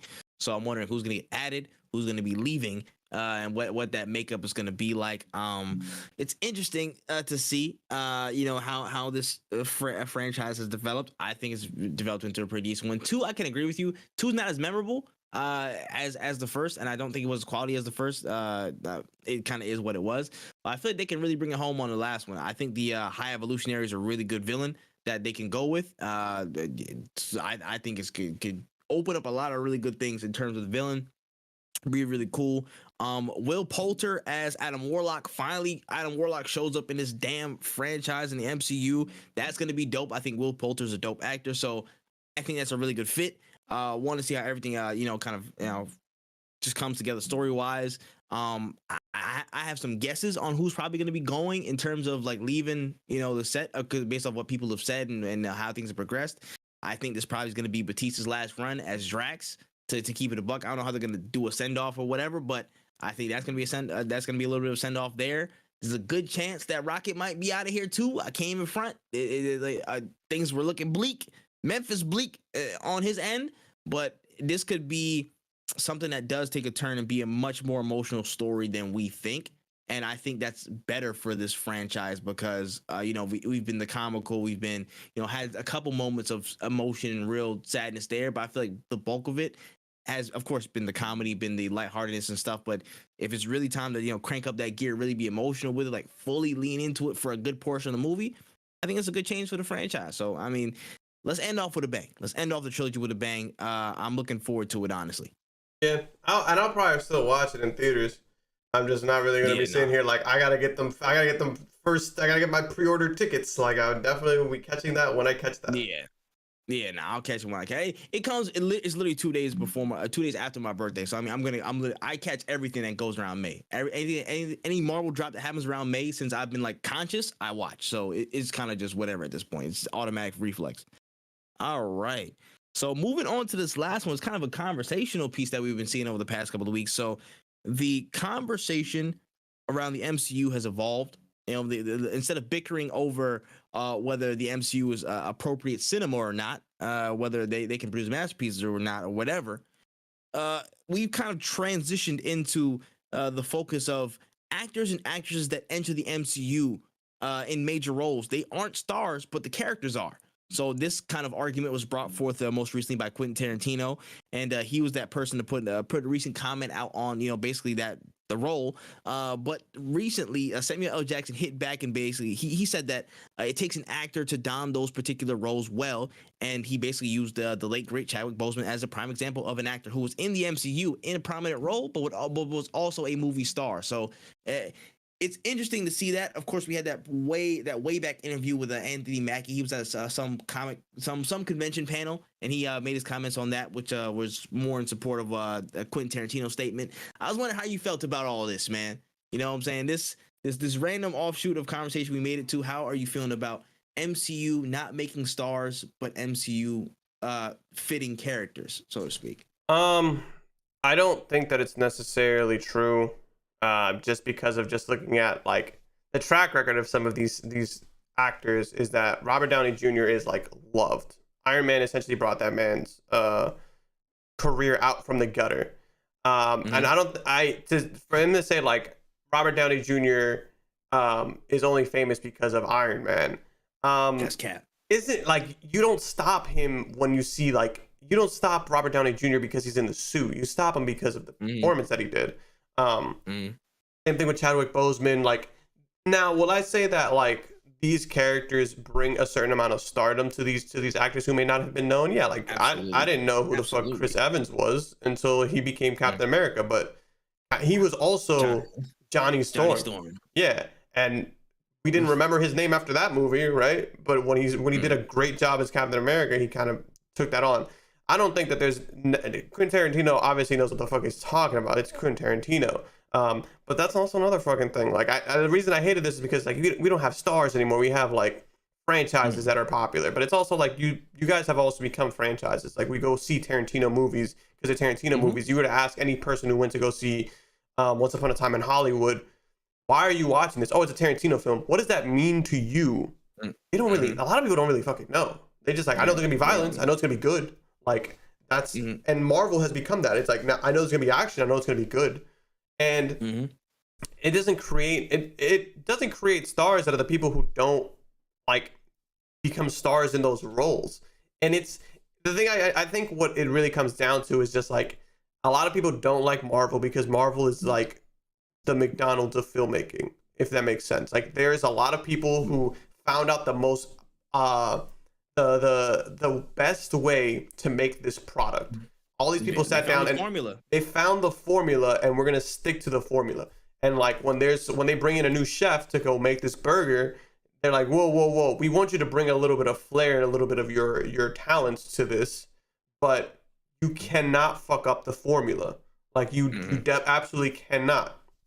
And that's why you see so many people make fun of like Thor movies because they're all notoriously bad at this point. And they still follow I'm gonna have the quick jokes and I'm gonna have the quick wit, like that's his character. That's why people were making fun of Thor, because they're like, yo, it's basically Iron Man, and it is, because that's how it is. Like they just kind of that they created it. I think that there's a lot more nuance in that conversation of like, does Marvel do good by these people? And the answer to that question is no, not really. A lot of the actors who leave that go on to bigger and better things, like even Batista. Like, did we expect Batista to be in anything big like before Guardians of the Galaxy? No. But Batista also made he made Drax. Like he did a really good job in Drax. So now we want Batista in like a lot of other shit. And it's just like, I don't know. It's a very sticky situation. Like not sticky, but it's a subject that isn't easily. There's much more factors involved. There's much more factors involved than just cut and dry. This makes the character makes the star, or the star makes the character. It's exactly much more complicated than that. And even then, it's like it's also the fact that what needs to be understood is that like I don't even think the problem is like Marvel is the problem. You know, we need less Marvel movies. It's like no, we need to just start We need to start making more movies that people are gonna watch, but not even just people are gonna watch.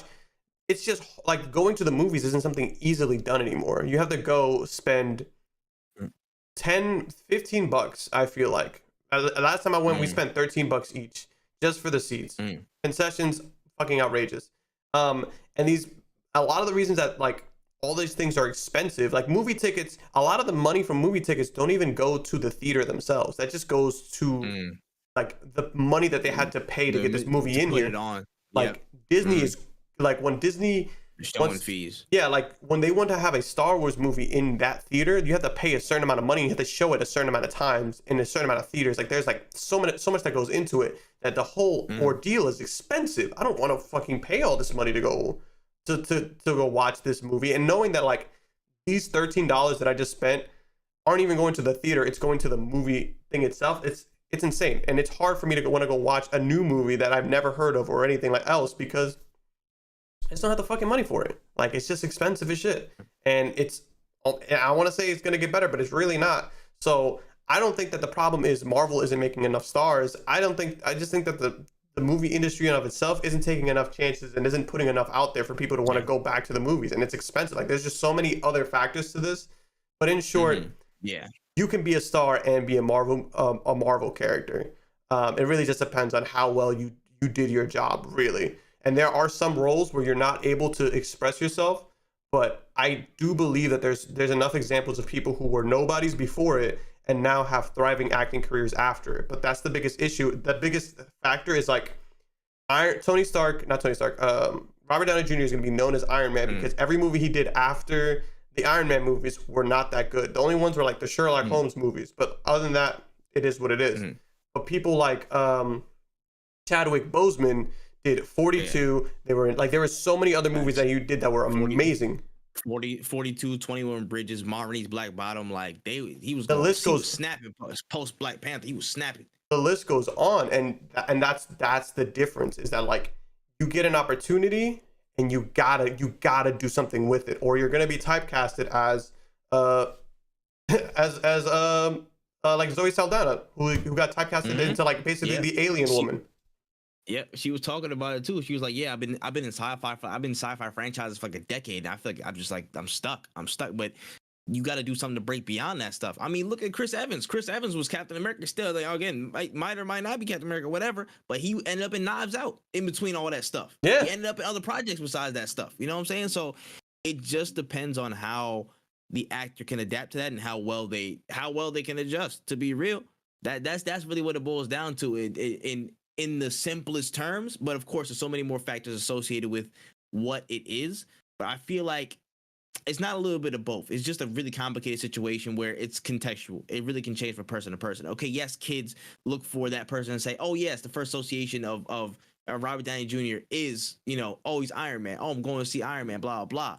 But nowadays, I feel like it's not the person that makes, it's not the role that makes the person makes a role. Always. I feel like that's it, almost always that's the case. You know what I'm saying?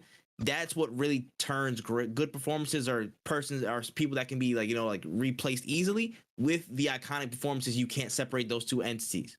So that's pretty much my note on it, man. I'm just like, at the end of the day, I'm watching a movie. I don't care what you think. Yeah. Quinn, I don't give a damn what you think, bro. I'm sorry. It is what it is, bro. That the market's the market. Y'all got to make some other stuff, bro. That's why people who certain people take chances. They're going to hit. They're going to go for a hit, bro. Everything, Everywhere, All at Once was by far and away one of my favorite movies this year. Literally one of two of my favorite movies this year.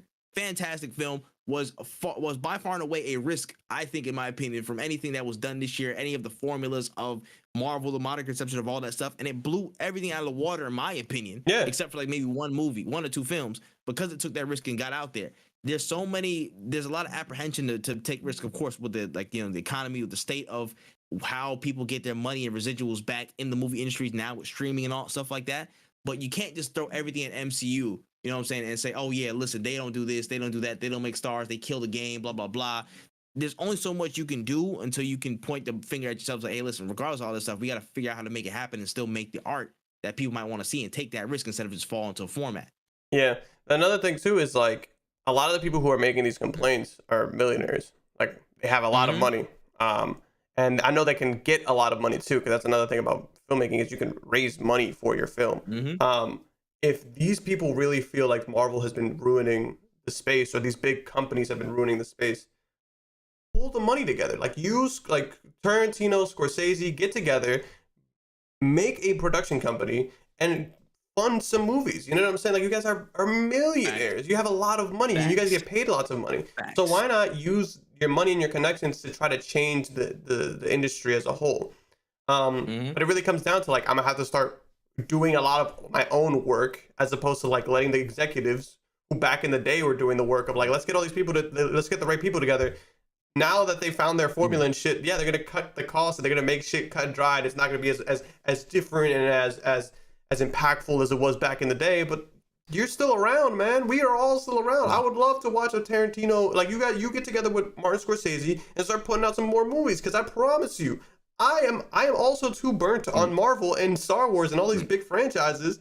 But one thing I hate is when I see a bunch of people with the opportunity and the ability to do something complaining. Like, bro, just do this shit. If I see my friends who are film majors making their own short films, and I'm going to film festivals and I'm seeing people take their own money and their own hard work and putting that towards their films, there's no reason you, the millionaire, the billionaire, can't do the same.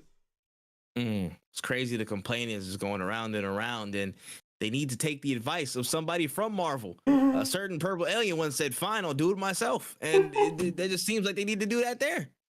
It's funny how life works. I Like, don't know, man. you telling me Tarantino or Scorsese get together and they're like, yo, we need to get a good actor on this. You're telling me Scorsese can't call Leonardo DiCaprio like he's called him millions of other times and be like, yo, let's do a movie, and he'd have been like, yeah, fuck it, I'm a millionaire too. Hey, let's fight against Marvel. Like, come on, son, you guys are wasting time. Go fight against Marvel. People will watch your movies specifically because you're saying you're fighting against the big corporations, and then we can all have more movies to watch. Compete, bro. Facts. It's honestly so much talking. You gonna like do whatever that talk about is the character or a star. Why don't you go make a star? Go bring some stars in. Go bring some other stars in. Like, come on, let's do it. I'm here to see it. Honestly. Anyways, man, let's move out of that section there. I was saying shout out to the trailer trove. Moving in, Ubisoft announced a new DLC pack for Far Cry 6 entitled Lost Between Worlds, where Danny will have to travel in between different realms as reality warps and she fights different kinds of creatures. Coming December 6th alongside New Game Plus. Is this tickling your fancy? I'm playing Far Cry 6 right now, and it's like kind of rough on my PC. Which I'm like really interested in why, because like it's one of the few games that's rough on my PC. I am playing it in 4K because so like I know it's not, but it's also just like interesting. But I'm not tickled by any Far Cry DLC. I haven't played one that I was actually a big fan of. I played Far Cry 3. I bought the DLC for that. Shit was just basically extra mini missions, not that crazy. I played Far Cry 4, played the DLC for that. Not a big fan of that. Far Cry 5 had like the build your own game mode thing, but I didn't hear any good news about that stuff. I'm just not a huge fan of the Far Cry DLCs, just because I feel like they're cool extra missions. Like this is an example of something that's like, if you drop the DLCs as like extra as free updates, I would be all over them. But I gotta pay for them. Like you gotta give me something good. Like when I think of DLCs, I think of game changing shit. Like I want things to be vastly different. I don't want extra missions of the same shit. You could just give me those. You could have just been giving me those missions. I don't need that. I need new skill trees. I need new areas. I need something big for me to like. I need an expansion. I don't even like the word DLC anymore. I like the word expansion. To me is what I'm looking for. I want an expansion pass. I want an expansion pack. I don't want downloadable content, because downloadable content could just be a new gun skin on a game that I don't even play multiplayer. Like I want something big, so I'll check that out, but I'm not looking forward to it, because it's probably gonna be like, yo, we made this like mission and we got the voice actors to voice some lines, but that's really it. Like unless you're bringing me some crazy dynamic like cutscenes, like I'm gonna need a lot for me to be like, oh, I'm definitely going back to this game. I am playing Far Cry 6 now. Not a bad game, honestly. It's very much a Ubisoft game. Is my early preview feelings is like, wow, Ubisoft made this. No, that's fair. I don't got too much to add besides the fact that it's like, hey, you know what? I somebody else said it on Twitter. I think it was DX from YouTube. Shout out to DX from YT. He's a dope creator. He was like, at least Ubisoft continues to support games like that are just still going further. I'll give them that. At least they don't like knock them dead in the water. You know what I'm saying? At least if they have some traction, they'll keep providing some stuff. Albeit, I don't care for it, but at least they're gonna show the consistency with their DLC drops. You know what I'm saying? I'm not mad at that whatsoever. I actually applaud Ubisoft for staying consistent and not giving up on their IPs like that. When they give us mid, they give us a lot of it. You know what I'm saying? They don't stop. That's the thing. You got to keep going. You can't make a shot if you don't take it. You know what I'm saying? Absolutely. You got to put it up. That's fair. That's fair. All right. So shout out this Far Cry 6 Moving on to some more innovative news. Sony announced the basically the Mokopi this week, which is a portable motion capture system, which seems to be good for common consumers and developers alike. It seems to come with a Unity plugin as well. It's available for it. It's like 6 different little straps and sensors that you can put on your body, and it'll simulate, whatever animated movement that you want, seen in the commercial that was provided with it. You can basically mask a whole different body on it, so VTubers could get involved in it. How do you feel about the Mokopi or Mokopi? I think that it's actually really sick. We were actually talking about this before the podcast started because I saw it. because I was before the podcast started. I was talking to Nijis and we were talking about indie games, and I see this story and I'm like, damn, I can only imagine how many more people are now going to like mocap shit for their indie game that they're developing in like their basement, like how this can change the game for small developers of like 2 or 3 people who wanted to have motion capture but they weren't able to, and now they're able to explore that area. And even just like some people who will teach themselves how to make games via YouTube and now like teach themselves mocap via YouTube, and like will be able to use this in their own endeavors. Or even just like VR chat is going to get way too real. It's going to be very interesting to see some of the wild clips. And I also think that this is kind of interesting because if they're commercializing motion capture, VR gaming might actually get could benefit from this very well a lot as well. Because if you're able to like connect the mocap machine to your regular VR headset, you might be able to go crazy in a game like Super Hot or whatever. I can't remember what the game is called, but like all the VR games that you used to have where you're like, okay, I have like these controllers, now my whole body is in it, and we're one step closer. So it's much more realistic. Yeah, we're one step closer to being in Ready Player One. Like, you know, that's kind of like where it seems like we're going. Nuts mixed with that one dude who made the Oculus, that death headset. Yeah. We're there, baby. But yeah, no, this is dope, man. This is really dope from Sony. Like we talked about this again a little bit before the pod, but yeah, it's like that level of access really getting a lot higher. Now on the developer side, again with the Unity plugin, that's really cool for small and big developers alike. Again, thinking about how so many people have developed games from their home offices now, having the access to mocap in this area could really boost the efforts of a lot of people working from different teams across the world. They can't come in all at one time or whatever. You don't have to have this big old elaborate God of War Ragnarok level studio to do all the mocap and all this stuff for it. At least it's a basic level of inclusion you can have and really, you know, step up your efforts in that area. That's something you want to pursue in terms of your game development. I think that's really cool for indie devs. Again, this is a really big win. Just having that access to something. And on the creator side, I think this is really dope. I mean, for people that want to be consistent VTubers, this gives them literally a full body silhouette that they can apply, and they can just chat. They can go from all different camera angles instead of having, you know, maybe just a program separate from them and then they'll do something else. Like this opens up a very large avenue of possibilities that they can do. There was stuff of them people walking outside and like their entire like body was covered with the AI thing, with the actual like a VTuber skin and what have you. So on the creator side, this is huge. This is actually really huge. I had some ideas brewing honestly in my head. Like, if I put those on, like I'll just put like a different person mask. Like for Halloween, you can just be a different person in the costume and just, you know, have it on stream instead of going out and buying one. Like there's a lot of ideas that can spawn from this, from a creator side and from a developer side, of course. Like this is really dope. Honestly, I can see this becoming a very commonly used tool in the next 3 to 4 years among so many developers and creators alike. Yeah. I'm excited to see what this brings, and I'm happy that they're doing something like this because they don't like the idea of making motion capture available to consumers isn't something that I would have thought of or thought people would have been like, yeah, I'm gonna make it easier for other people to use this. Like that's pretty cool, you know? 100%, man. But I know the VTubers are rejoicing. All right, moving down to some Discord news.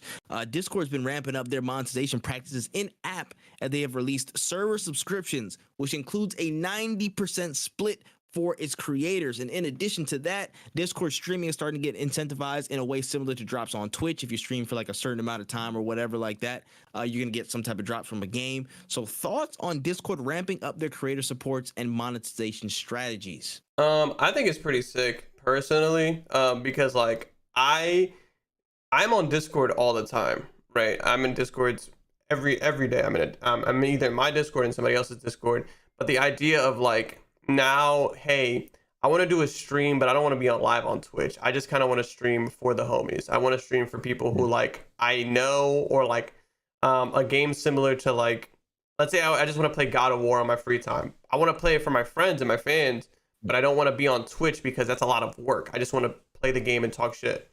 That kind of creates that, and it honestly can make Discord another streaming platform for people to really consider like staying on, because I 1000% would run exclusive streams for friends, because there's days where I really want to do another stream during the week, but I just don't have the time, or I don't have the energy. Like, I just want to play a game and just talk to like a small amount of people.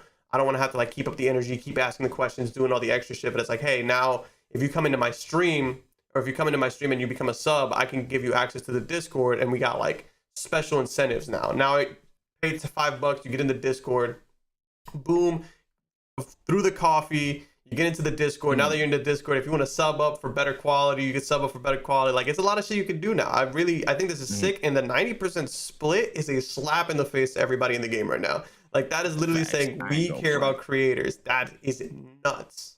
Hey, and then I'm looking at the article and stuff, and you see it. That basically you can customize whatever subscription range you want, so it's not just automatic tiers.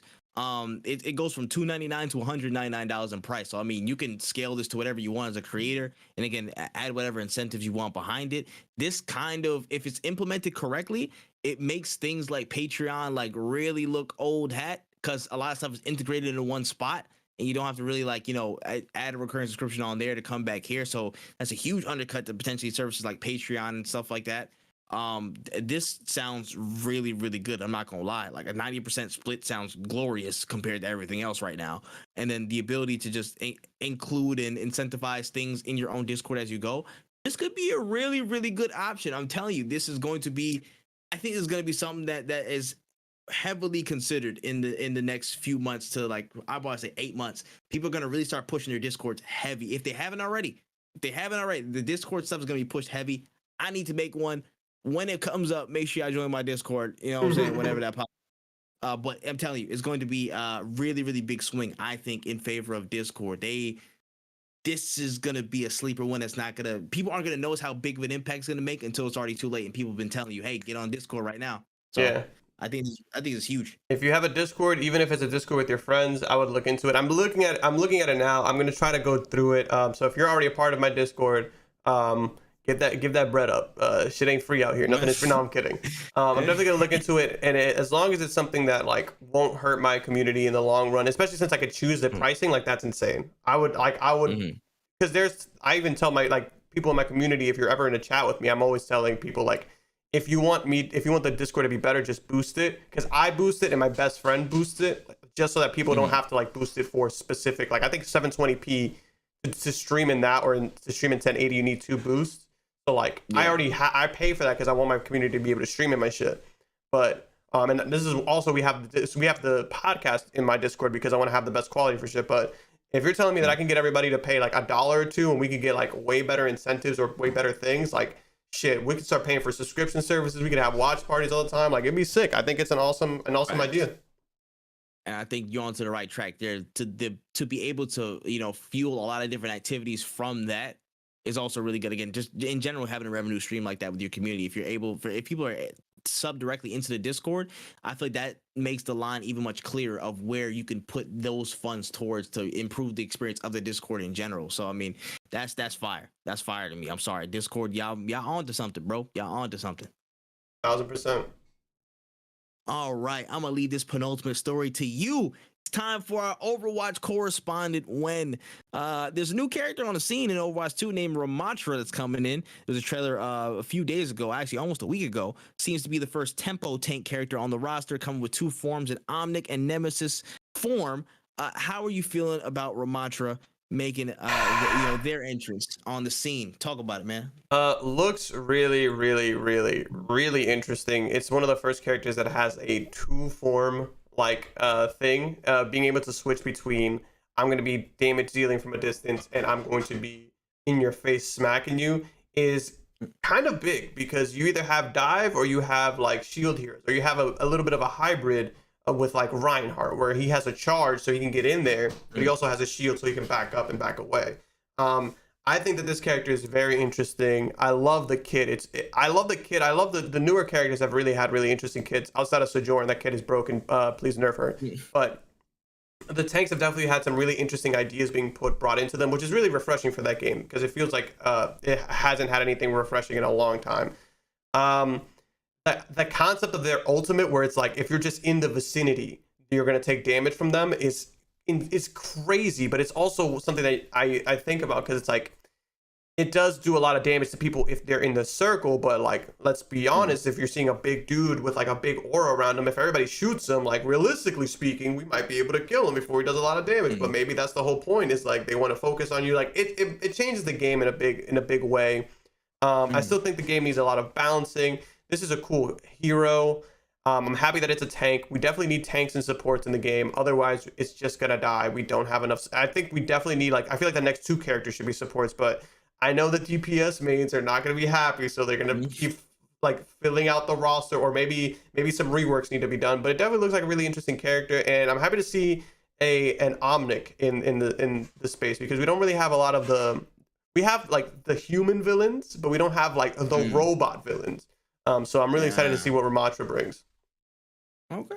Word, man. I'll take your word for it, man. As always, I do not play that shit. Maybe one day I will actually get involved, but hey, man, we got to leave it to the specialists, man. Leave it to the professionals. For real, for real. All right. And on to our last story right here before we sign off. Little less than a week until the Game Awards. We want to just put the tinfoil hat on one last time. Just give our last minute predictions on reveals that we got to see. I know we talked about it a little bit before the end of the podcast last week, but I want to see if any opinions have changed, any new thoughts have come up. You know what I'm saying? Are you still gonna talk about Kojima and stuff? So I just wanted to run through anything new in terms of the last minute predictions for Game Awards.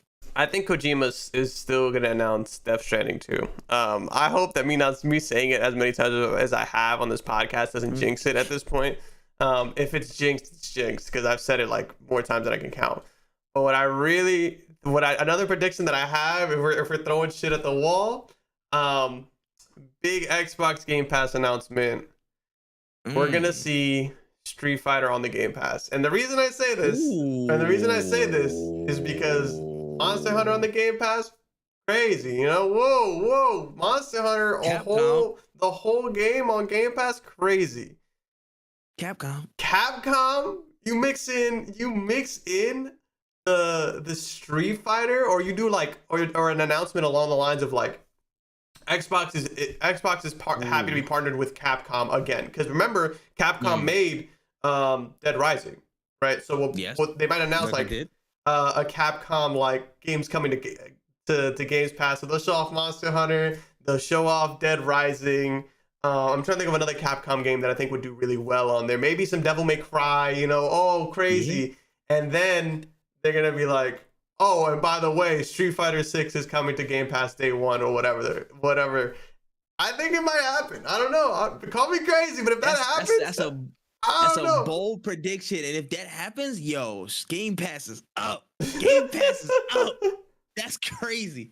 That's a crazy prediction. I'm not gonna lie, bro. Game Pass might be cooking something different. I ain't gonna lie. That's the Marvel, but that Marvel meme, bro. What is he cooking, bro? What is he cooking? Man, I in terms of last minute predictions, I know for a fact. Well, since they changed their I guess it's last week, but since they changed their what's the name, their banner, Jedi Survivor, we're definitely getting a trailer. We're 100% getting a trailer. I called that one from last week, so we know we're getting some from them. Tekken 8 showing a trailer. I don't need to predict that because that's actually coming. They already tweeted about it, so we're getting some new Tekken 8 footage. What else could possibly be coming? Again, I said Spider-Man 2 last week. I think I said Spider-Man 2. Spider-Man 2? I want Spider-Man 2 footage at that damn awards, or I will riot. I need it. I want Wolverine footage at the awards. And I know that that's not out for a while, but that would be crazy. Header, bro. They could go double header. That would be nuts. Because if they could go double header, if Insomniac is done with Spider-Man, they could have just been like, let's hold off on it. Let's show off Spider-Man, and then we're gonna show like releases spring 2023, right? And then they're like, and we're gonna show like a teaser of Wolverine for the next year. Like we're not gonna show shit while Spider-Man, because we're gonna promote Spider-Man. We're gonna show off the blah blah blah DLC, whatever. We're gonna show off just a smidge, just a little cinematic, or just even an idea of where we're going with this Wolverine. Okay. Oh, I'm not mad at that. Bro. I ain't gonna lie. I could see them sneaking in Wolverine. I can see them sneaking in Wolverine. I can kind of see it. That's not even from half court. That's from like the other side of the court. Yeah. Like that's. And again, but if it goes in, Insomniac is so sneaky with it because people have been talking about Spider-Man 2, like the conversation, because Miles Morales released on PC recently. I feel like the talk for Spider-Man 2 just tenfolded, and everybody's talking about Spider-Man 2, but I feel like very few people are talking about Wolverine right now. They just slipped it back into the background. They just brought it back, and when they come back with some game, oh man, that's gonna be a very, very, very crazy day. That's tough, man. It's tough. Other predictions, bold predictions. Bold reveals. What could happen? Anything could happen. Anything could really happen. I'm not gonna lie. This year and next year, I think are gonna be some crazy game awards because of what's coming. I'm not gonna lie. There's gonna be some insane game award reveals. Honestly, I could see some alien stuff. I know we got that report about the alien games. I can see another Alien Isolation 2, like an Alien Isolation 2 trailer coming out. You know what I'm saying? Not necessarily my cup of tea, but I think something that could definitely happen. There's been a lot of rumblings about that recently, so I can see that. This is probably my last one that I could think of, but like if we get a Doom 3, like if we get a Doom Eternal or a Wolfenstein, that would be kind of crazy. Another Wolfenstein in the cut. Now that I'm here for. Another Wolfenstein, I would be very much here for. I'm not gonna lie. That would be fire. I wonder what would they do though. Where did they leave off? Because he had the kids. The twins. I didn't play that one, but I just want another one. Whatever y'all did with that one, just don't do that again. Give me another one. Bring me two more. Like this sounds a little burnt. Yeah, that's fair predictions. All right. We'll see. Come next week, I will be watching from somewhere. I will watch. I don't know how, but I will watch. So it is what it is. But all right, man. That's all the topics we have for this week. Anything that we might have missed? The only thing that I think we might have missed was Ludwig, I believe, through the whole controversy of the Smash thing. I believe they announced that there will be a Smash tournament that they're holding to raise money for VGC. Wow. So like we said, the community getting together, like this is exactly what I mean, where it's like you need the big names to take up because if you're telling me one of the biggest streamers in the world are getting together and like making their own tournament and being like, fuck that shit, we're gonna do our own thing.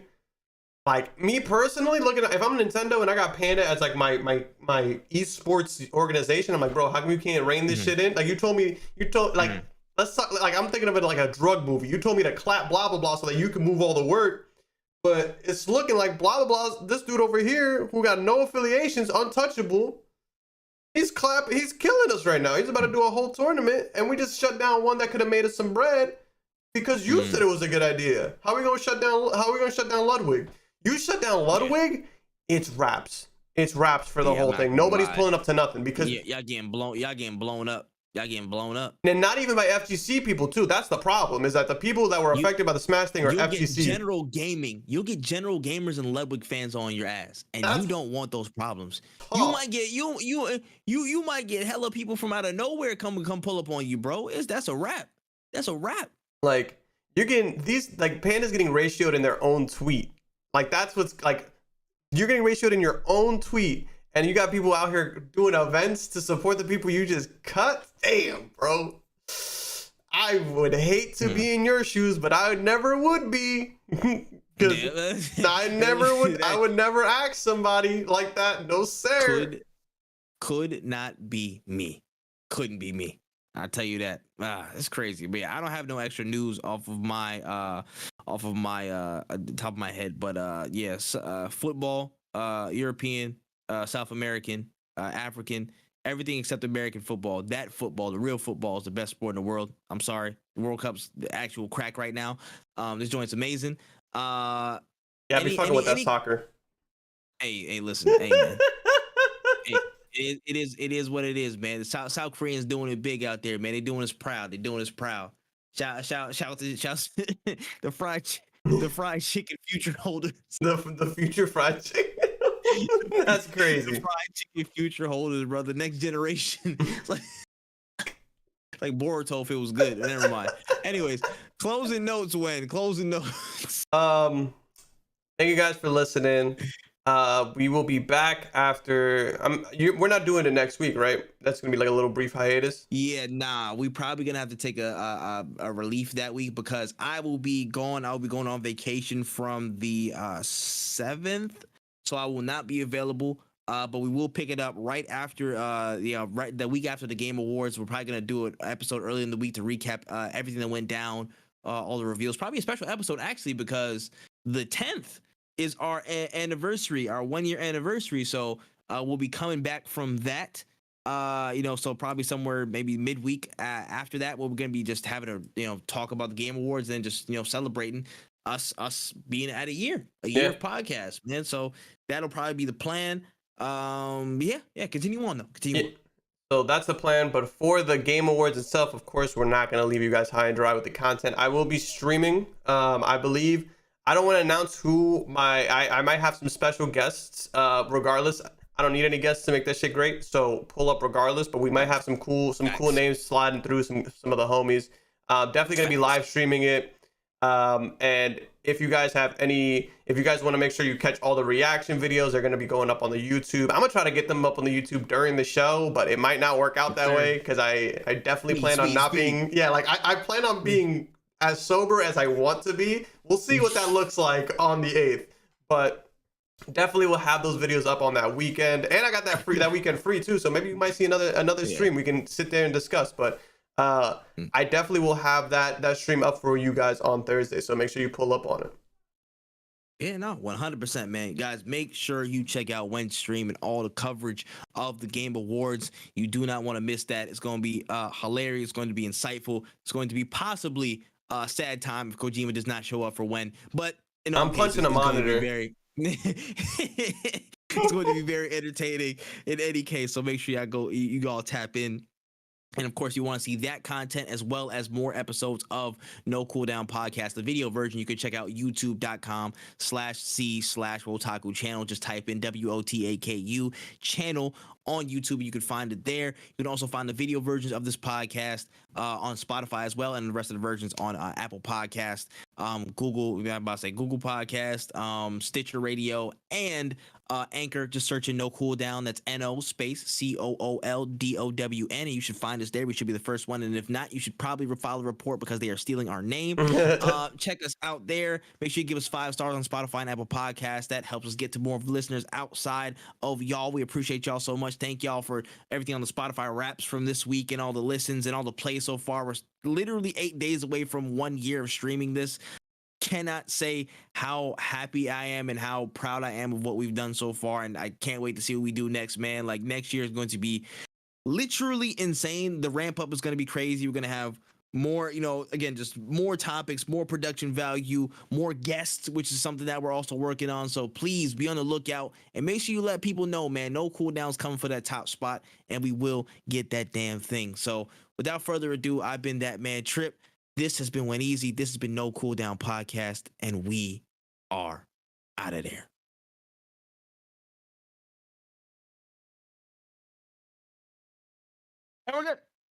Awesome. Let me find somebody to raid. I appreciate you guys for kicking it with me. Like I said, I definitely will be streaming the Game Awards that weekend, depending on how I feel about copping Callisto. I still have so many Christmas presents to buy, so I don't know if we're gonna cop Callisto or not. If I get a code for a certain game, though, we'll definitely be streaming that on that weekend. Hopefully we get our hands on that, but definitely gonna start a raid up. We're gonna send it to Prod. I believe, unless there's any growth. I don't think there's any growth members that are live.